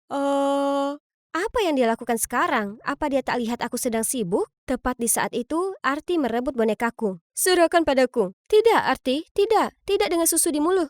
Ups, maaf. Tiba-tiba aku merasa mual. Itu lebih dari cukup untuk membuat kami semua benar-benar yakin. Tapi mungkin sebaiknya aku berhenti. Aku sungguh merasa bersalah menyeret Harry ke dalam hal ini. Sore itu saat aku hendak membuang boneka itu ke tempat sampah, kulihat Cameron berjalan ke arahku. Apakah Natal datang lebih awal? Hei, aku penasaran apakah kau... Ya, aku sudah menunggu sekian lama untuk hari ini. Seorang okultis? Apa? Maksudku, Arti bercerita tentang boneka Fudu milikmu. Jadi, kukira kau mungkin tahu sedikit tentang mantra cinta. Tapi jika itu tidak benar, aku minta maaf. Kau butuh mantra cinta untuk apa? Lalu dia mengungkapkan dia ingin memantrai gebetannya, Regina.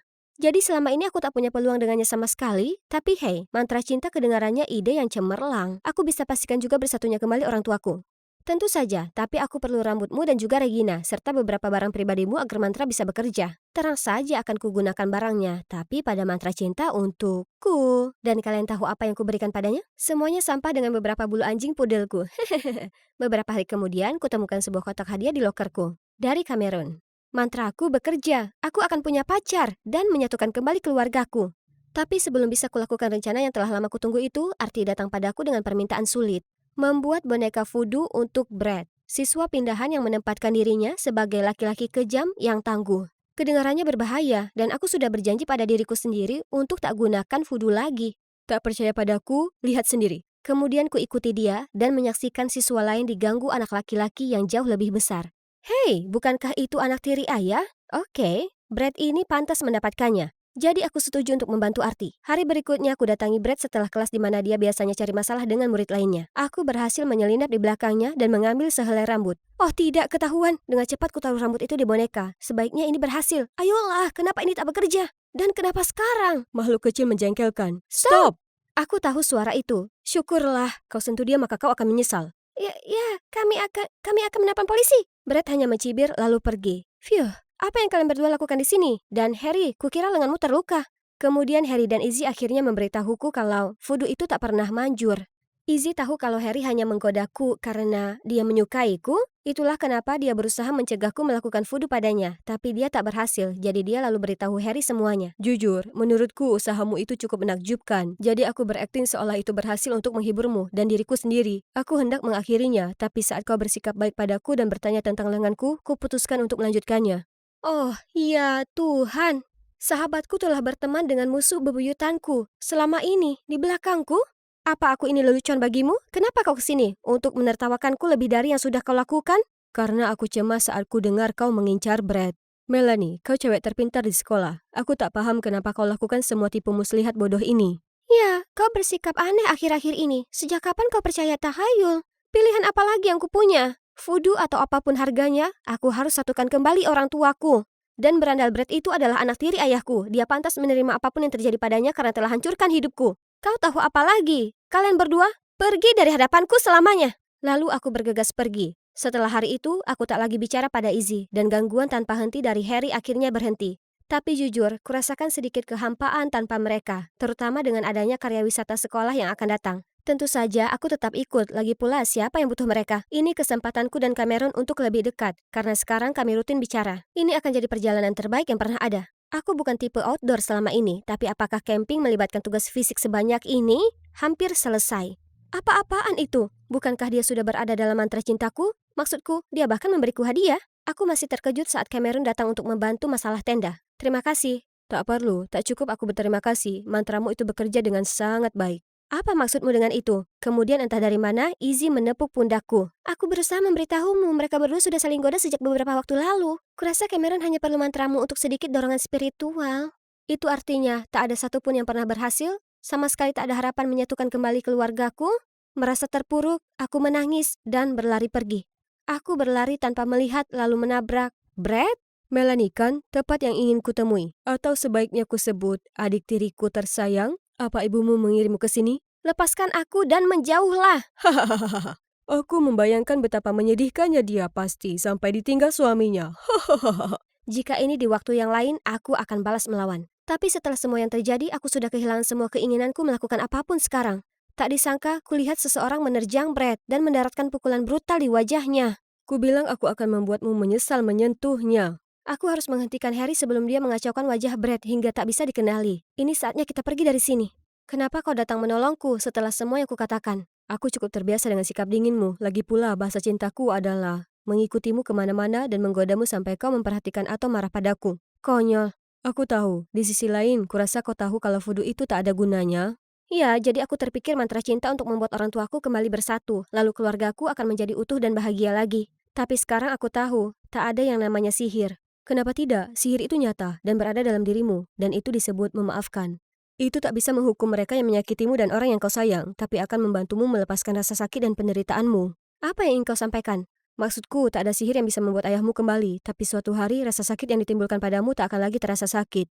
Pada akhirnya, kau dan ibumu akan sembuh dan jalani kehidupan bahagia tanpanya. Aku tak pernah menyangka laki-laki konyol ini adalah tipe filosofis dan dewasa. Tapi kurasa dia benar. Aku begitu terjebak dengan kepahitanku sendiri sampai aku tak sadar kalau melanjutkan hidup adalah sebuah pilihan. Saat ibu menjemputku, akhirnya kuputuskan untuk bertanya padanya tentang ayahku. Tak disangka, ibu memberitahuku kalau tentu itu menyedihkan pada awalnya, tapi sesungguhnya ia baik-baik saja belakangan ini. Hidup memang wajar mengalami pasang surut. Selama kita menyambutnya dengan tangan terbuka, semuanya akan jadi baik pada akhirnya.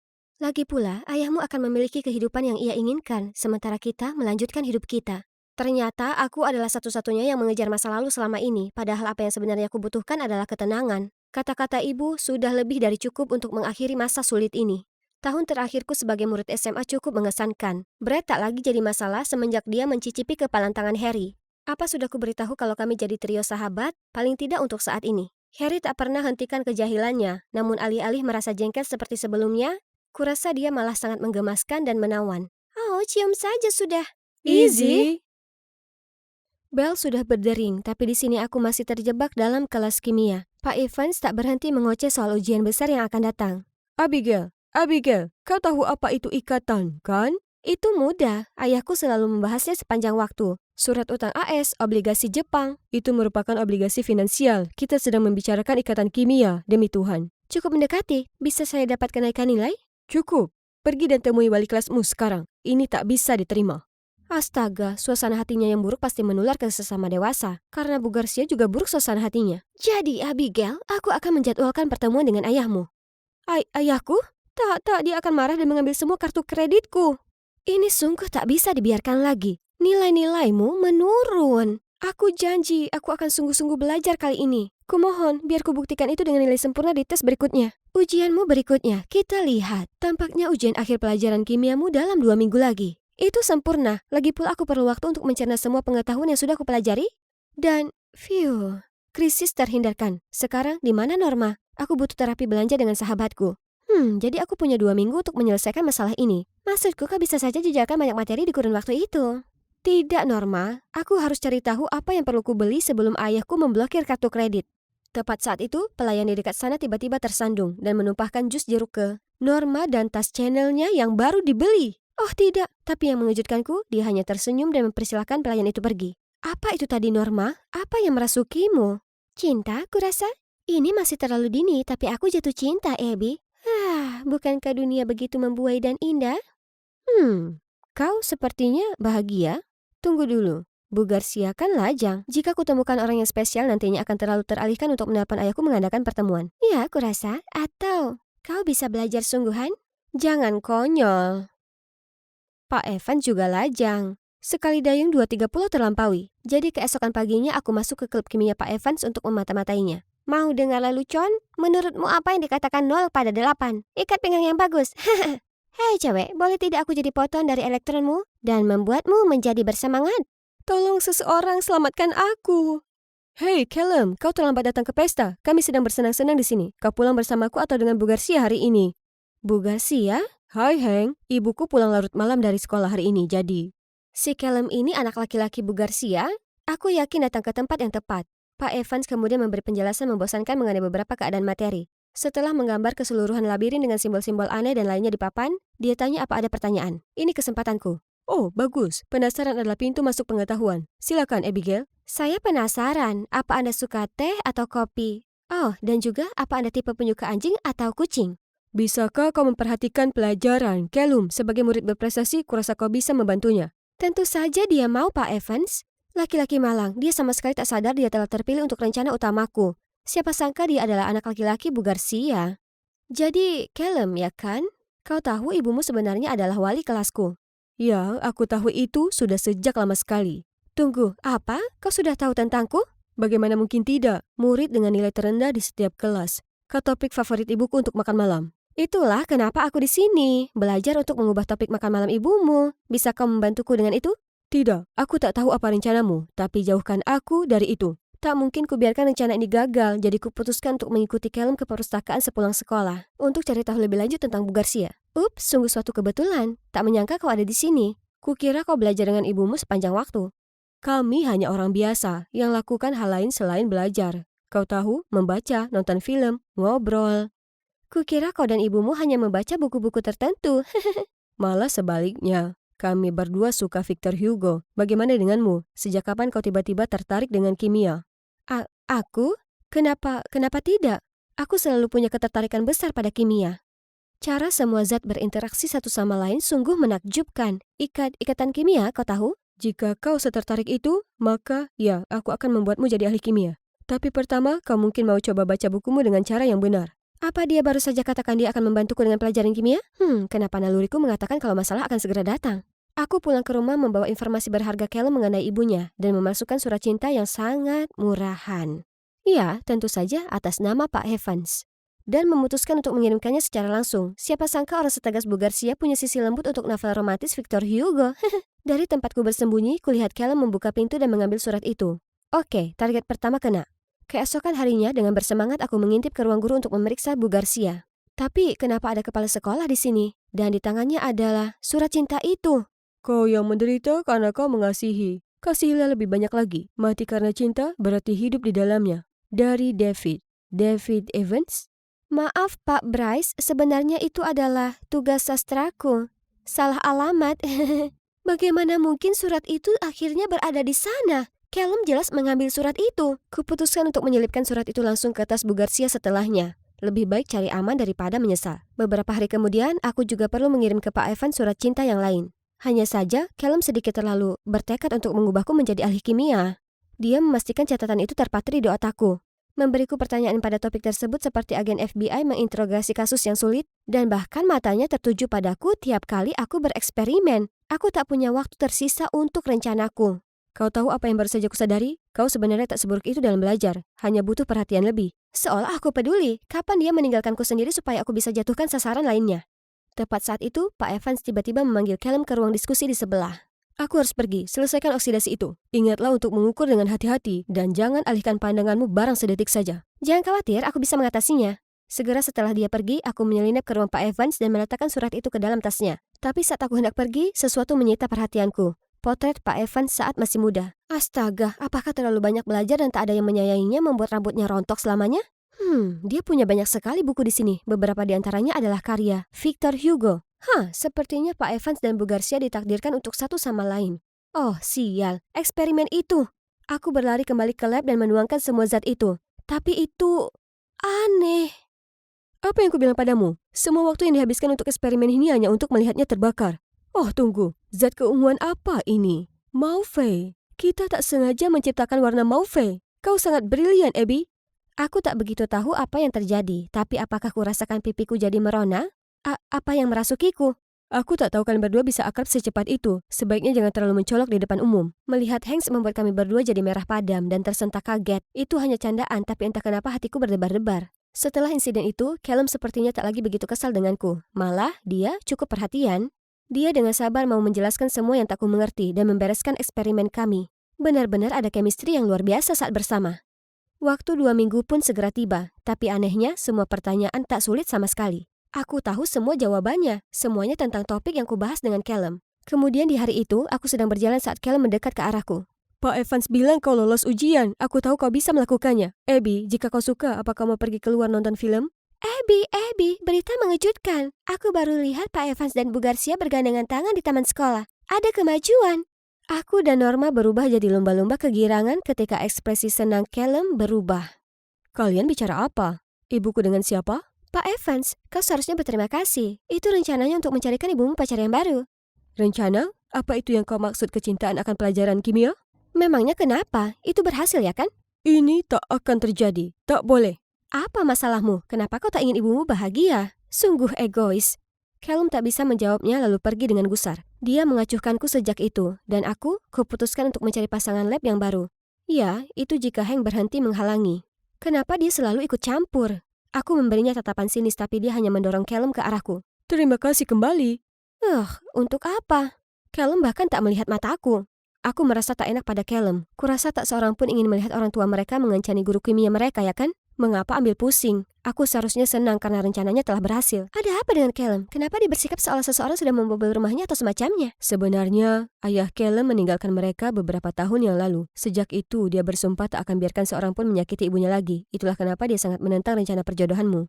Itu sangat menjelaskan, tapi tunggu, bagaimana kau tahu soal rencana perjodohan itu? Hank mulai berkeringat sementara Norma terus mengedipkan mata padanya. Hei, kalian berdua menyembunyikan sesuatu dariku? Jangan bilang padaku. Tidak, kami tak pacaran. Kami... Kau sendiri yang memberitahu, bodoh. Itu masuk akal.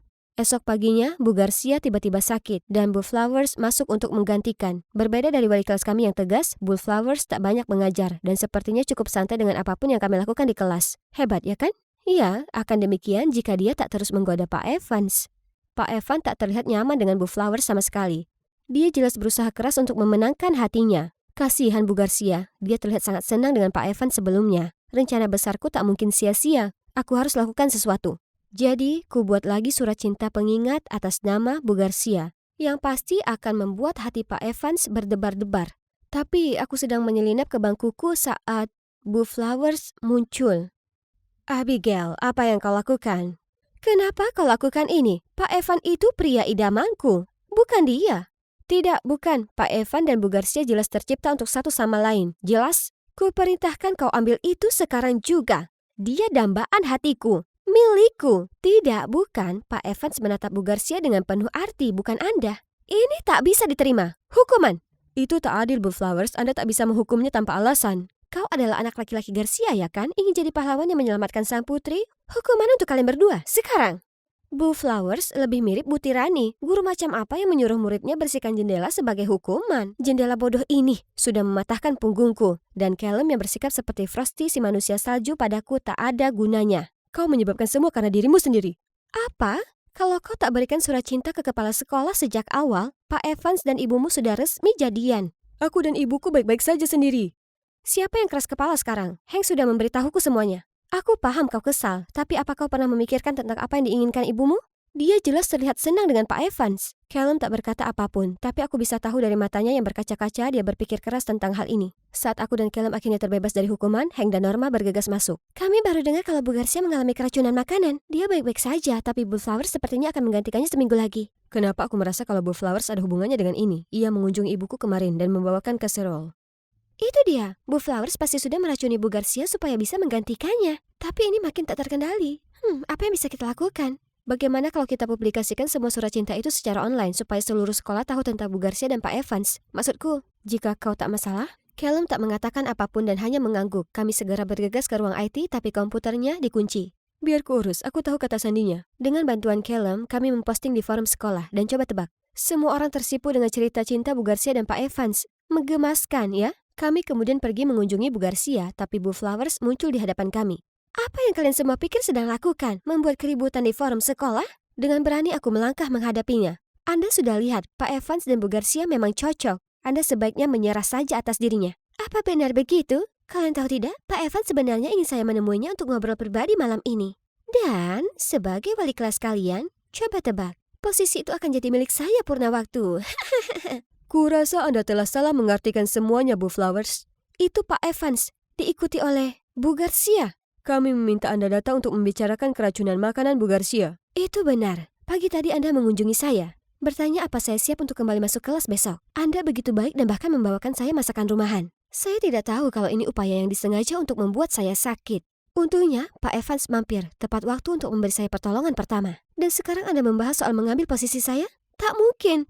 Tapi toh para murid jelas lebih menyukai saya. Mereka membenci Anda karena Anda selalu menyuruh mereka belajar. Tak lama kemudian, semua orang mulai menyorakinya. Bu Garcia memang tegas, tapi paling tidak ia serius dalam mengajar dan selalu pastikan kami belajar. Anda tak mengajari kami apapun. Itu benar, dan kami semua sudah tahu tentang Bu Garcia dan Pak Evans. Anda cuma jadi obat nyamuk. Tidak. Ini tak mungkin benar. David, beritahu anak-anak ini kalau cinta kita secerah matahari dan kalau kita ini belahan jiwa. Aku tahu kau mencintaiku. David, beritahu mereka kau mencintaiku. Beritahu mereka. Sayangnya, hati saya selalu jadi milik Bu Garcia. Awalnya saya gugup untuk mengungkapkan perasaan saya, tapi takdir mempertemukan kami dan sekarang saya sangat bahagia. Ekspresi wajah Nyonya Flowers jadi layu. Dia menangis histeris lalu berlari pergi. Ibu, apa kau baik-baik saja? Aku menyesal tak berada di sana. Aku baik-baik saja, Callum. Tolong jangan khawatir.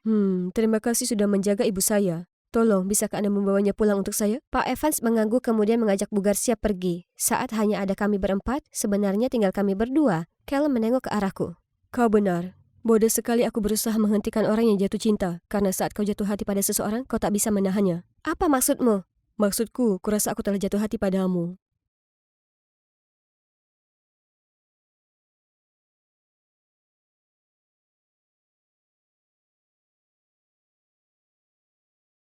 Hai, aku Esther dari channel TikTok Estetik. Tempatku berbagi kecintaan akan mode. Lihat desain terbaruku. Keren kan? Siapa yang mengira kalau koran adalah bahan yang bagus sekali untuk membuat gaun? Aku sedang mencobanya dan berpose foto saat ku dengar ada yang mengetuk pintuku. Itu ibu dan ayah. Esther, kami punya berita bagus. Kita akan pindah. Apa? Ayah dipindah ke cabang lain di San Francisco. Apa kau percaya kita akan tinggal di kota yang cerah itu? Tidak, tidak, kita tak bisa pindah. Aku sudah senior, semua teman-temanku di sini. Bu? Sudah, lupakan saja dan mulai berkemas. Ini satu-satunya cara kita mendapat kehidupan yang lebih baik. Kenapa mereka tak bisa mengerti kalau aku tak hanya pemalu, tapi sebenarnya punya kecemasan sosial yang parah? Ini hal nyata yang tak bisa kuabaikan begitu saja. Itulah juga kenapa 2 juta pengikut TikTokku masih belum melihat wajahku. Aku nyaris tak bisa atasi stres di depan layar. Apalagi sendirian di sekolah baru yang penuh dengan orang asing. Oh astaga, tempat ini pasti 2 kali lebih besar dari sekolah lamaku. Butuh waktu lama untuk temukan kamar mandi. Astaga, rasanya seolah ribuan mata tertuju padaku. Atau mungkin tidak, tapi aku tak bisa ambil risiko melihat sekeliling. Bagaimana kalau seseorang kontak mata? Telapak tanganku berkeringat, jantungku berdegup keras, aku hampir tak dengar apapun. Tapi kemudian ada pasangan keren masuk dan benar-benar menarik perhatian semua yang di lorong.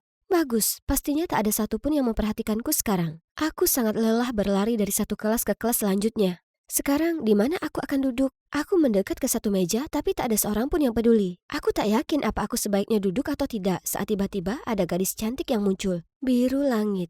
Maaf? Oh ya, kau baru, ya kan? Aku Jojo, ketua kelas. Ayo duduk dengan kami. Aku mengikutinya ke meja lain. Hai teman-teman, ada tempat untuk 2 orang lagi? Ya, tentu. Makin banyak makin meriah.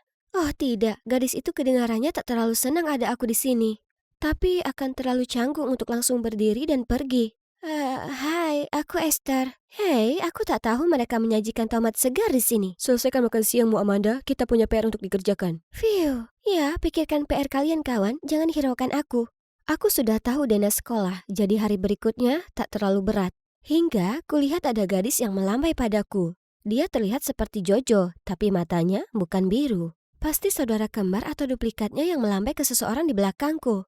Kau baru saja di-ghosting dalam kenyataan. Dan kau sebut dirimu ketua kelas? Aku tersentak. Jadi sebenarnya itu ketua kelas yang kemarin? Aneh sekali. Kemudian mimpi burukku jadi kenyataan di kelas biologi. Kami harus lakukan tugas berpasangan. Oke, grup mana yang mau anggota baru? Ada? Tolong, bantulah anak perempuan. Aku tahu kau putus asa butuh pasangan, Zik. Kenapa kau tak angkat tangan supaya Esther bisa tahu di mana kamu? Kulihat tangan di belakang kelas, jadi aku jalan menuju ke sana. Hai anak baru, Esther kan? Namaku. Biru muda, hijau zamrud?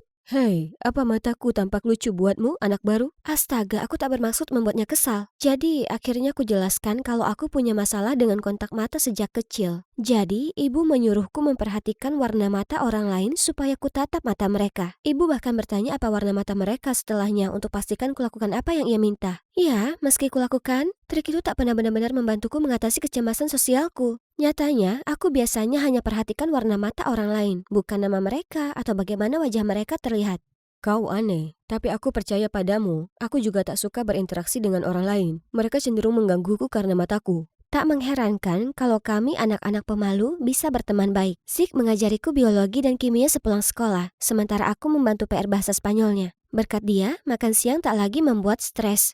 Kami bisa ngobrol soal anime selama berjam-jam. Dia mendukung sekali obsesiku akan mode. Jadi aku merasa cukup nyaman memberitahunya perihal akun TikTokku. Meski dia masih suka menggodaku dari waktu ke waktu.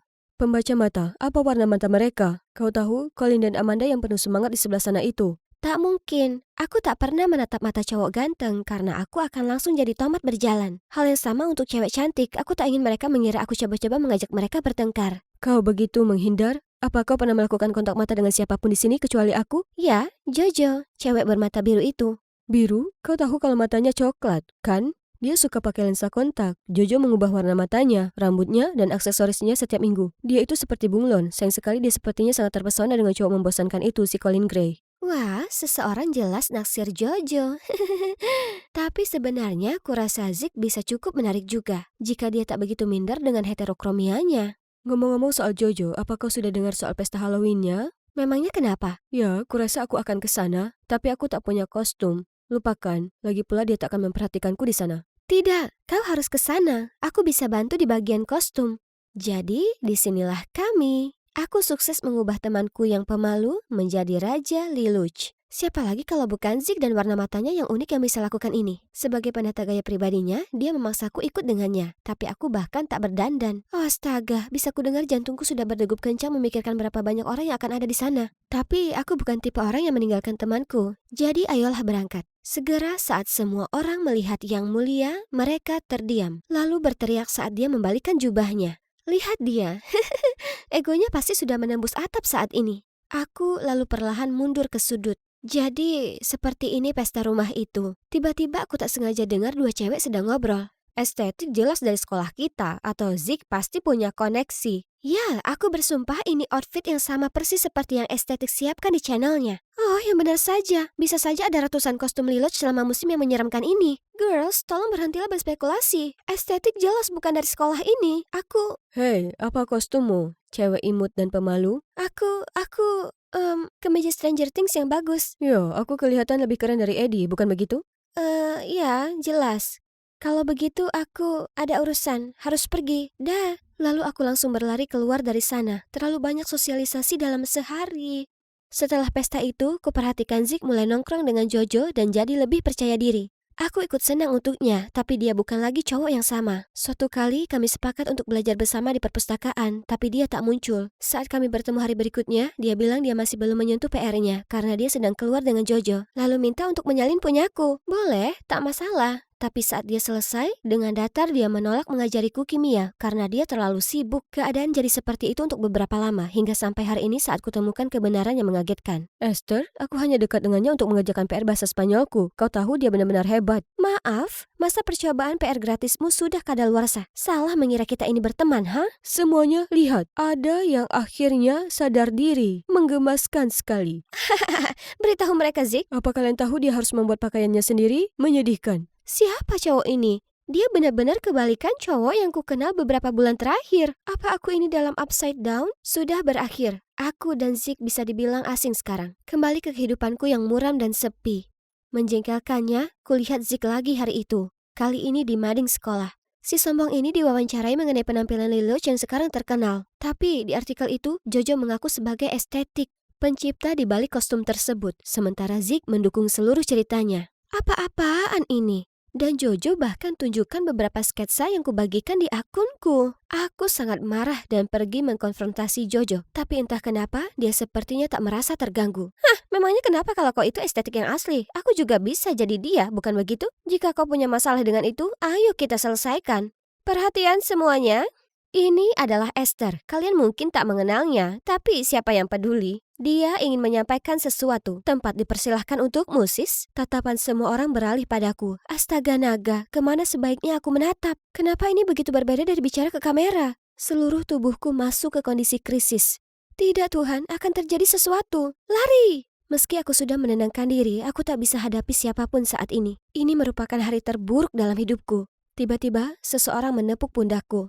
Amanda, apa yang sosial butterfly ini inginkan? Apa dia baru saja bertanya apa aku baik-baik saja? Baik? Tidak.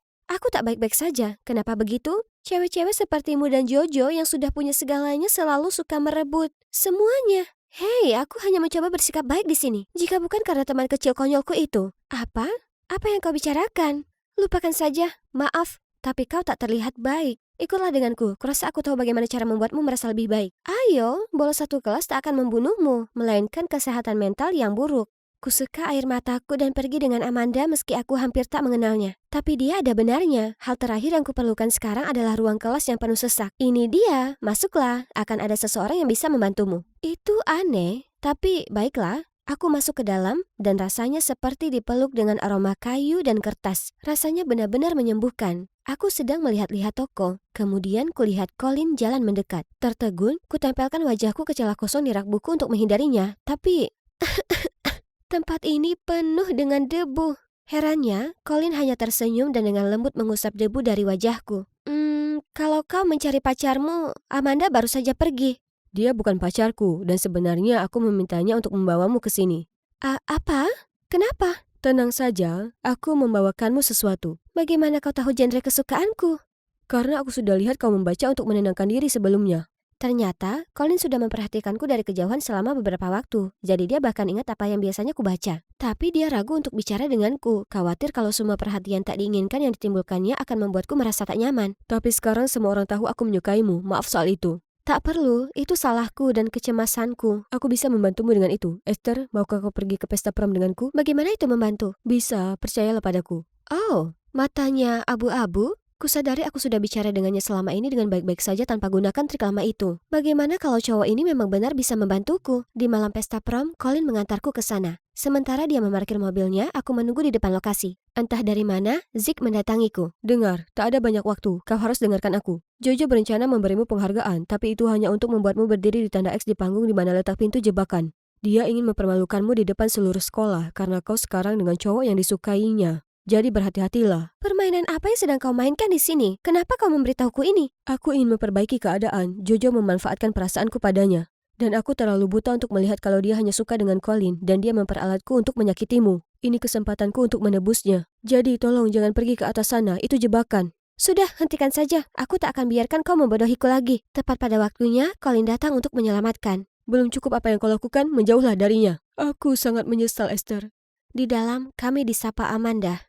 Selamat bro, aku akhirnya bebas dari label rumor pacar si Colin. Jojo pasti iri melihat betapa manisnya kalian berdua bersama. Benar, dia di sini. Dan begitu juga ratusan orang lain. Tidak, aku tak bisa lakukan ini. Aku segera merangkak di bawah meja dan meringkuk seperti bola.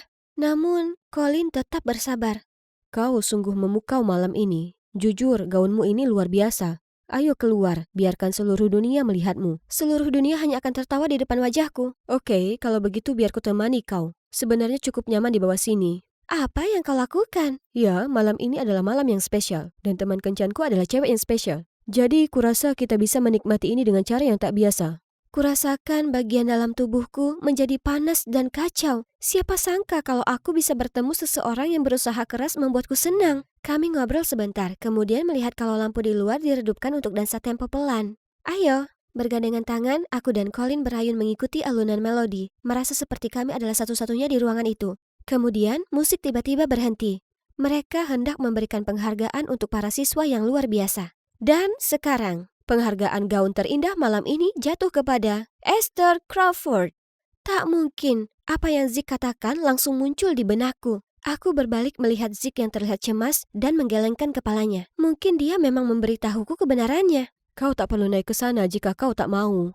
Colin bersikap pengertian seperti biasanya, tapi kemudian kulihat wajah sombong Jojo. Aku tak bisa biarkan dia menang lagi, jadi kukerahkan segenap keberanianku untuk melangkah ke atas panggung, tapi menghindari tanda X yang dimaksudkan Zeke. Terima kasih semuanya, tapi aku percaya orang lain pantas menerima penghargaan ini lebih daripada aku. Dia tak lain tak bukan adalah ketua kelas kita yang pekerja keras, Jojo. Kau baik sekali, tapi itu milikmu. Silakan maju ke depan untuk menerimanya. Maksudmu di sini? Tidak, satu langkah ke depan. Di sini? Jojo jadi tak sabaran dan segera mendatangiku. Tidak, kau harus berdiri di sini. Balasan untukmu, Jojo. Rasakan perbuatanmu sendiri. Nah, itu materi tajuk utama untuk mading sekolah. Jadi hari ini adalah saatnya. Pengungkapan wajahku yang sudah lama tertunda. Ini gaun yang sangat cantik, ya kan guys? Kalau kalian penasaran siapa cewek asing ini, hai, aku Esther, dan aku adalah orang di balik estetik. Gaun ini yang kupakai ke pesta prom senior. Bersiaplah, aku akan membuat video pengungkapan wajah dan sesi bercerita hari ini. Hai, aku Kelly dari Washington. Aku mungkin berpakaian seperti anak laki-laki, tapi sebenarnya aku ini cewek paling girly yang pernah kalian temui. Sebelum kulanjutkan, silakan like dan subscribe. Aku terlahir dengan rambut pirang panjang yang berkilau dan mata biru sama seperti ibuku. Aku tak pernah bertemu ayahku, tapi itu bukan masalah besar. Tak perlu hidup di sebuah kastil mewah untuk merasa seperti seorang putri. Aku sudah begitu di mata ibuku. Ia selalu memanjakanku dengan hal-hal yang terindah di dunia ini. Kau bisa membuat Rapunzel merasa tak nyaman, sayang. Namun tragisnya, ibu meninggalkanku dalam kecelakaan saat aku 10 tahun dan aku harus pindah dengan Selina, teman ibuku. Ia tinggal di sebuah rumah mewah di mana terdapat banyak sekali orang berpakaian sepertinya. Begitu mereka melihatku, mereka mulai berkata dan padaku. Sungguh sebuah boneka porselen, dia pasti akan menang di kontes kecantikan. Dia terlalu cantik untuk menjadi nyata. Shh, Nyonya Sanchez di sini tak suka siapapun yang lebih cantik daripada putrinya. Ya, suasana hatinya sedang tak enak sejak Tuan pergi demi selingkuhannya. Aku hanya menangkap sedikit dari apa yang mereka katakan sebelum Selina menyeretku ke sudut. Sayang, kau dengar mereka. Para laki-laki itu berita buruk. Lihat saja ayahmu sebagai contoh. Jadi jauh-jauh dari mereka. Paham? Dan satu-satunya cara untuk mengusir mereka adalah jika kau terlihat seperti mereka. Kemudian dia menyuruhku untuk mengenakan lensa kontak untuk menyembunyikan mata biruku, memotong kepang rambutku, membuang koleksi gaunku dan membelikanku pakaian yang pada dasarnya membuatku tenggelam. Dan voila, aku tampak seperti cowok remaja. Suatu hari aku sedang sendiri di dapur saat ku dengar ada yang berteriak, "Bawakan aku 2 smoothie sekarang juga." Kubawakan 2 jus alpukat, tapi tak sengaja menumpahkan satu ke wajah gadis ini, mengubahnya menjadi shark. Lihat apa yang kau lakukan. Wajah malaikat putriku ini ditakdirkan untuk jadi Miss USA. Berani-beraninya kamu. Saya minta maaf Nyonya. Tenang Bu, wajah masker alpukat memang sedang populer. Sayangnya, aku tetap masih harus menerima hukuman. Tapi tiba-tiba gadis itu berjalan ke arahku. Hei, aku Beatrix. Ayo kita pergi dan bermain. Tapi aku... Jangan khawatir, aku di sini. Ibuku tak akan menghukummu lagi. Kemudian dia membawaku ke kamarnya. Wah, dia bahkan punya kastil di dalam.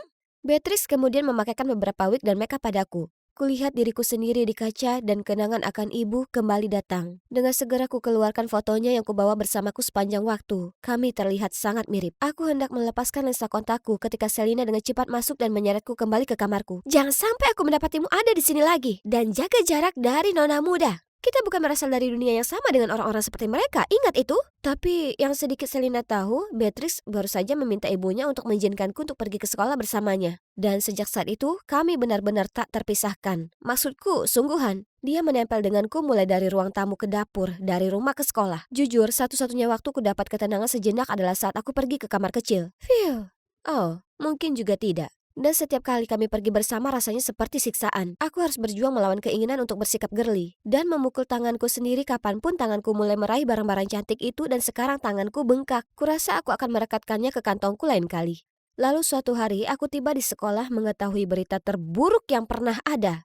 Kelly, salah satu pemain rugby perempuan kami terluka jadi aku menempatkanmu di tim. Apa-apaan ini? Aku bahkan tak tahu apa itu rugby. Ini Austin, pelatih rugbymu. Jika kau butuh sesuatu, dia orangnya. Kau mengenalnya? Dia mungkin tampan, tapi ada sesuatu yang menyeratkan kabar buruk. Orang-orang memanggilnya Austin yang mengerikan. Kau sebaiknya berhati-hati. Dan dia tak melebih-lebihkan, sama sekali. Di hari pertama, dia sudah menekanku hingga ke batas kemampuanku dalam latihan sampai aku hampir pingsan. Dalam latihan tangga kelincahan, kakiku tersangkut di tali dan terjatuh di tanah. Tapi bukannya membantu, yang kudapat hanya tatapan tak berperasaan. Kemudian pernah sekali kulewatkan bolanya, membuat bola itu mengenai pemain lain. Hei, apa ini main-main buatmu? Lakukan dengan baik. Mengingat semua perkataan Selina dalam benakku, kututup mulutku dan mengacuhkannya, yang jelas-jelas laki-laki. Hei, kenapa bersikap begitu? Kau membuat seluruh tim terpuruk. Lihat. Apa kamu bisu? Berpura-pura bodoh tak akan berhasil di sini. Mulai besok, latihan tambahan. Tak ada alasan. Beatrix benar, dia ini iblis. Aku sedang menyeret badanku yang sakit semua ini pulang setelah latihan saat kulihat ada kucing lucu dan berhenti untuk membelainya. Kucing itu kabur, jadi kuikuti dan akhirnya sampai di gerbang belakang sekolah yang benar-benar terlarang. Aku belum pernah ke sini sebelumnya. Wah, lihat mural yang cantik ini. Ini sungguh memukau. Apa yang kau lakukan di sini? Austin yang mengerikan? Aku hanya... Oh, iya. Apa kau yang melukis ini? Ini luar biasa. Tentu saja bukan. Jangan mengorek-ngorek. Dia itu pembohong luar biasa, tapi jujur saja aku tak menyangka penyuka olahraga sepertinya tertarik dengan seni. Apalagi sebenarnya jago akan hal itu. Apa yang kalian berdua lakukan di sini? Jangan bergerak. Oh tidak, penjaga telah melihat kami. Austin langsung meraih tanganku dan mulai berlari. Kami sembunyi di gang kecil dan dia mendorongku ke dinding dengan lengannya yang kuat. Jantungku berpacu tak karuan dan aku juga bisa merasakan jantungnya. Kami begitu dekat hingga wajah kami hanya berjarak beberapa senti dan kehangatan nafasnya membuatku makin tersipu. Jadi aku tak sengaja memekik. Syukurlah, sebelum semuanya jadi makin canggung, penjaga itu pergi. Jangan pernah berpikir untuk menceritakan sepatah kata pun soal ini. Anehnya, kali ini kata-katanya tak menyakitkan sama sekali. Mungkin karena aku tahu di balik penampilan luarnya sebagai jago olahraga yang tangguh, dia punya rahasianya sendiri. Sama sepertiku, aku suka lukisanmu jadi tak perlu menutupinya. Austin berhenti sebentar, kemudian terus berjalan. Tapi aku yakin kulihat seulas senyuman. Setelah hari itu, dia mulai bersikap cukup berbeda. Lebih lembut. Dia tak lagi mengamuk padaku, tapi membantuku menjalani latihan agar aku bisa mengejar ketinggalan dengan pemain lainnya. Aku baru saja sukses melakukan tendangan pertamaku. Yeay! Aku berbalik untuk bersorak bersama Austin, tapi entah dari mana bola meluncur cepat ke arahku. Dan dia langsung menangkapnya dengan satu tangan, sementara tangan yang lain memegangi pinggangku. Oke, itu canggung. Minggu ini akan ada pesta prom senior di sekolah dan Beatrix bersikeras kami pergi. Tentu saja aku memberinya jawaban tidak, tapi dia itu sungguh seperti lintah, jadi aku tak punya pilihan lain. Pakailah ini, Kay, ini satu set yang cocok. Akan sangat payah kalau aku memakainya sendiri. Kumohon. Baiklah, tapi hanya karena kau tak memberiku pilihan lain. Yeay, aku menyayangimu. Ih, wow, baunya sangat enak. Bagaimana kalau kupakai? Tapi tunggu, bagaimana dengan Selina? Lupakan, bukannya dia tak akan ada di pesta prom? YOLO! Aku melangkah masuk ke aula dengan pakaian yang indah ini, mata biruku dan kalung yang diberikan ibu. Semua orang langsung melongo begitu mereka melihatku, dan itulah saat kulihat Austin mendatangiku. Hei, kau tampak berbeda malam ini. Maksudku dalam cara yang bagus, mau berdansa? Maaf, waktu khusus cewek. Kelly, lihat pojok makanan yang lezat itu. Kubilang kan kita harus datang ke sini. Oh, Beatrix, temanku di sini kelaparan. Bisa tunjukkan di mana bisa mengambil makanan? Wow, tentu tampan. Kita punya cupcake, biskuit, dan bahkan brownies. Bukankah ini disebut mementingkan cowok daripada teman? Lagi pula bagus untuknya. Kemudian Austin dengan perlahan menuntunku dansa waltz. Dia tampak persis seperti pangeran negeri dongeng. Saat kami melangkah, membiarkan irama mengendalikan gerakan kami, kurasakan seluruh tubuhku tergelitik. Getaran itu jelas terasa. Tapi kemudian musik tiba-tiba berubah menjadi trance. Kami saling bertatap mata untuk sesaat, kemudian bergandengan tangan melintasi kerumunan banyak orang hingga kami tiba di luar. Aku tak pernah bisa bayangkan cewek tomboy bisa jadi seperti ini. Sebenarnya aku bukan seorang tomboy. Apa maksudmu? Itulah saat kuputuskan untuk ceritakan semua padanya tentang bagaimana aku terobsesi pada hal yang girly tapi harus menekannya sepanjang hidupku. Rasanya sangat menyenangkan mengungkap semua itu setelah memendamnya selama ini. Dan Austin adalah pendengar yang baik. Wow, Kelly, aku minta maaf. Sebenarnya aku juga harus menyembunyikan hasratku akan seni untuk membantu bisnis ayahku. Jadi apa yang kau katakan padaku tempo hari benar-benar membuka sesuatu dalam diriku. Jadi semuanya juga tak mudah baginya ya. Tiba-tiba dia mengeluarkan sebuah buku sketsa dan mulai menggambarku. Kuharap momen ini berlangsung selamanya. Wajahnya berubah serius tapi bukan dengan cara yang dingin seperti biasanya. Sebaliknya berseri-seri dengan penuh semangat. Mata kami bertemu dan kukira jantungku akan melompat keluar dari dadaku. Dan ya, kuharap momen ini juga berlangsung selamanya. Kemudian tiba-tiba dia maju mendekat untuk memperbaiki rambutku. Aku siap untuk ciuman, tapi... Kelly! Selina, bagaimana dia bisa tahu? Astaga, kau tahu apa yang akan terjadi selanjutnya? Aku tak menyangka kau bisa seceroboh ini. Kau bukan ibuku, dan tak semua laki-laki itu seperti ayah. Kau salah. Jaga sopan santunmu, bergantilah pakaian, sekarang. Tak lama, Nyonya Sanchez datang menyela kami. Tunggu dulu, apa matanya? Biru? Dan apa ini? Jangan hiraukan dia. Ku beli ini setengah harga di tempat barter barang bekas, Nyonya. Kemudian dia memberiku isyarat agar meninggalkan tempat. Andai ibu ada di sini, dia akan paham apa yang kurasakan. Berkaca-kaca, tiba-tiba kurasakan ada tangan hangat di bahuku. Kau tak apa? Kulihat kau meninggalkan Austin. Dia memotong rambutmu, tampaknya lebih pendek. Aku tak apa, Beatrix. Oh wow, aku punya kalung mirip dengan yang diberi ayah padaku. Ini dari ayahku juga, kecuali aku tak tahu siapa dia sebenarnya. Mungkin ayahmu adalah ayahku? Sama sekali tak lucu, Beatrix. Oh, tapi kenapa Selina berbohong soal kalung itu ke Nyonya Sanchez? Jadi aku pergi menemui Selina tepat setelahnya. Dan dia cerita hal yang paling mengejutkan. Ayah Beatrix, mantan tuan rumah di sini sebenarnya adalah ayahku. Dia menggoda ibu, yang dulunya adalah pelayan di sini juga. Saat Nyonya Sanchez tahu, mereka berdua didepak dari rumah itu. Kemudian mengetahui ibu mengandungku, dia langsung mencampakkannya. Selina takut kalau Nyonya Sanchez bisa melihat ibu dalam diriku, jadi dia harus memaksaku untuk menyamar. Wah, ini benar-benar kacau. Rahasiakan identitasmu dengan segala cara atau kita akan tamat. Mengerti? Aku benar-benar kaget, tapi aku tahu kami harus lebih berhati-hati sejak saat itu. Selama seminggu setelahnya, Nyonya Sanchez sepertinya dalam suasana hati yang baik. Suatu hari dia bahkan mengajakku berbelanja. Tapi, sebuah studio gaun pernikahan? Apakah ada pernikahan, Nyonya? Ya, dan itu pernikahanmu, dasar sampah. Kau harus bayar karma ibumu karena mencuri suamiku. Jadi, dia mengetahui semuanya? Ku coba melarikan diri, tapi langsung tertangkap. Kemudian dia membawaku ke sebuah rumah mewah ini, dan tebak siapa yang kutemui. Kelly, apa yang kau lakukan di sini? Austin? Apa? Apa yang kau inginkan? Aku masih kebingungan saat seorang laki-laki mendorong anak laki-laki di kursi roda masuk ke ruang tamu. Hai Tuan Fisher, mengenai rencana kita, ini adalah mempelai wanitanya. Dia dan Ivan ini akan jadi pasangan yang sempurna. Kuharap Anda suka hadiahnya sebagai rasa terima kasihku. Restuku untuk pernikahan ini dan keluarga Anda. Ayah, apa yang dia bicarakan? Ivan akan menikahi gadis ini. Aku sudah siapkan semuanya supaya Ivan bisa punya masa depan yang cerah tanpa harus khawatirkan apapun. Maaf, aku harus mengesampingkan impian seniku untuk daftar sekolah bisnis seperti yang ayah inginkan. Dan sekarang ayah ingin mengontrol hidup kakak juga? Aku keberatan dengan pernikahan ini karena aku mencintainya. Kemudian dia menarikku pergi, meninggalkan Tuan Fisher terdiam karena terkejut. Kelly, aku minta maaf kau harus bertemu dengan ayahku dengan cara yang sangat buruk. Aku janji tak akan pernah biarkan orang memperlakukanmu seperti ini lagi. Jangan khawatir, justru aku berterima kasih. Kata-katamu sungguh membangunkan keberanian dalam diriku. Austin menawarkan bantuan untuk membantuku membicarakan masalah ini. Tapi ini saatnya aku berjuang sendiri. Aku kembali pulang mendapati Nyonya Sanchez yang naik pitam. Beraninya kau bawa wajahmu kembali ke rumah ini. Kau wanita yang kejam, aku tak akan menikahi orang lain hanya untuk membayar hutangmu. Tepat saat itu, Selina masuk, dan dia sungguh berubah jadi banteng. Beraninya kau lakukan itu ke anakku. Aku harus menghentikannya agar tak menerjang ke arah Nyonya Sanchez. Jadi bagaimana dengan apa yang kalian semua perbuat padaku? Kalian tahu yang kulewati bertahun-tahun? Ibunya mencuri suamiku dan kau hanya berharap aku mengabaikannya? Kemudian dia terjatuh dan mulai menangis. Tiba-tiba aku merasa tak enak padanya. Aku menyesal atas apa yang terjadi pada Anda, tapi itu tak berarti Anda harus menghukum diri Anda sendiri karenanya atau memberi hak diri Anda sendiri untuk mendikte orang lain seperti itu. Dia tak berhutang apapun dan Anda tak punya hak untuk mengontrol hidup orang lain. Tepat setelahnya, aku dan Selina mengemasi barang kami dan pergi meninggalkan rumah. Berjalan melewati pintu itu, kami merasa lebih bebas lebih dari sebelumnya. Setelah semua drama itu, kami butuh waktu untuk mengembalikan hidup kami ke jalur yang benar. Dari semua uang yang Selina tabung selama bekerja menjadi pelayan, dia bisa membuka toko rotinya sendiri dan mengambil alih kembali kendali atas hidup kami. Dan begitu juga aku. Aku akhirnya kembali ke gayaku seperti putri. Tapi setelah semua hal gila yang terjadi, ada hal yang tak pernah berubah. Ya Tuhan, kini kita saudara tiri. Yeay!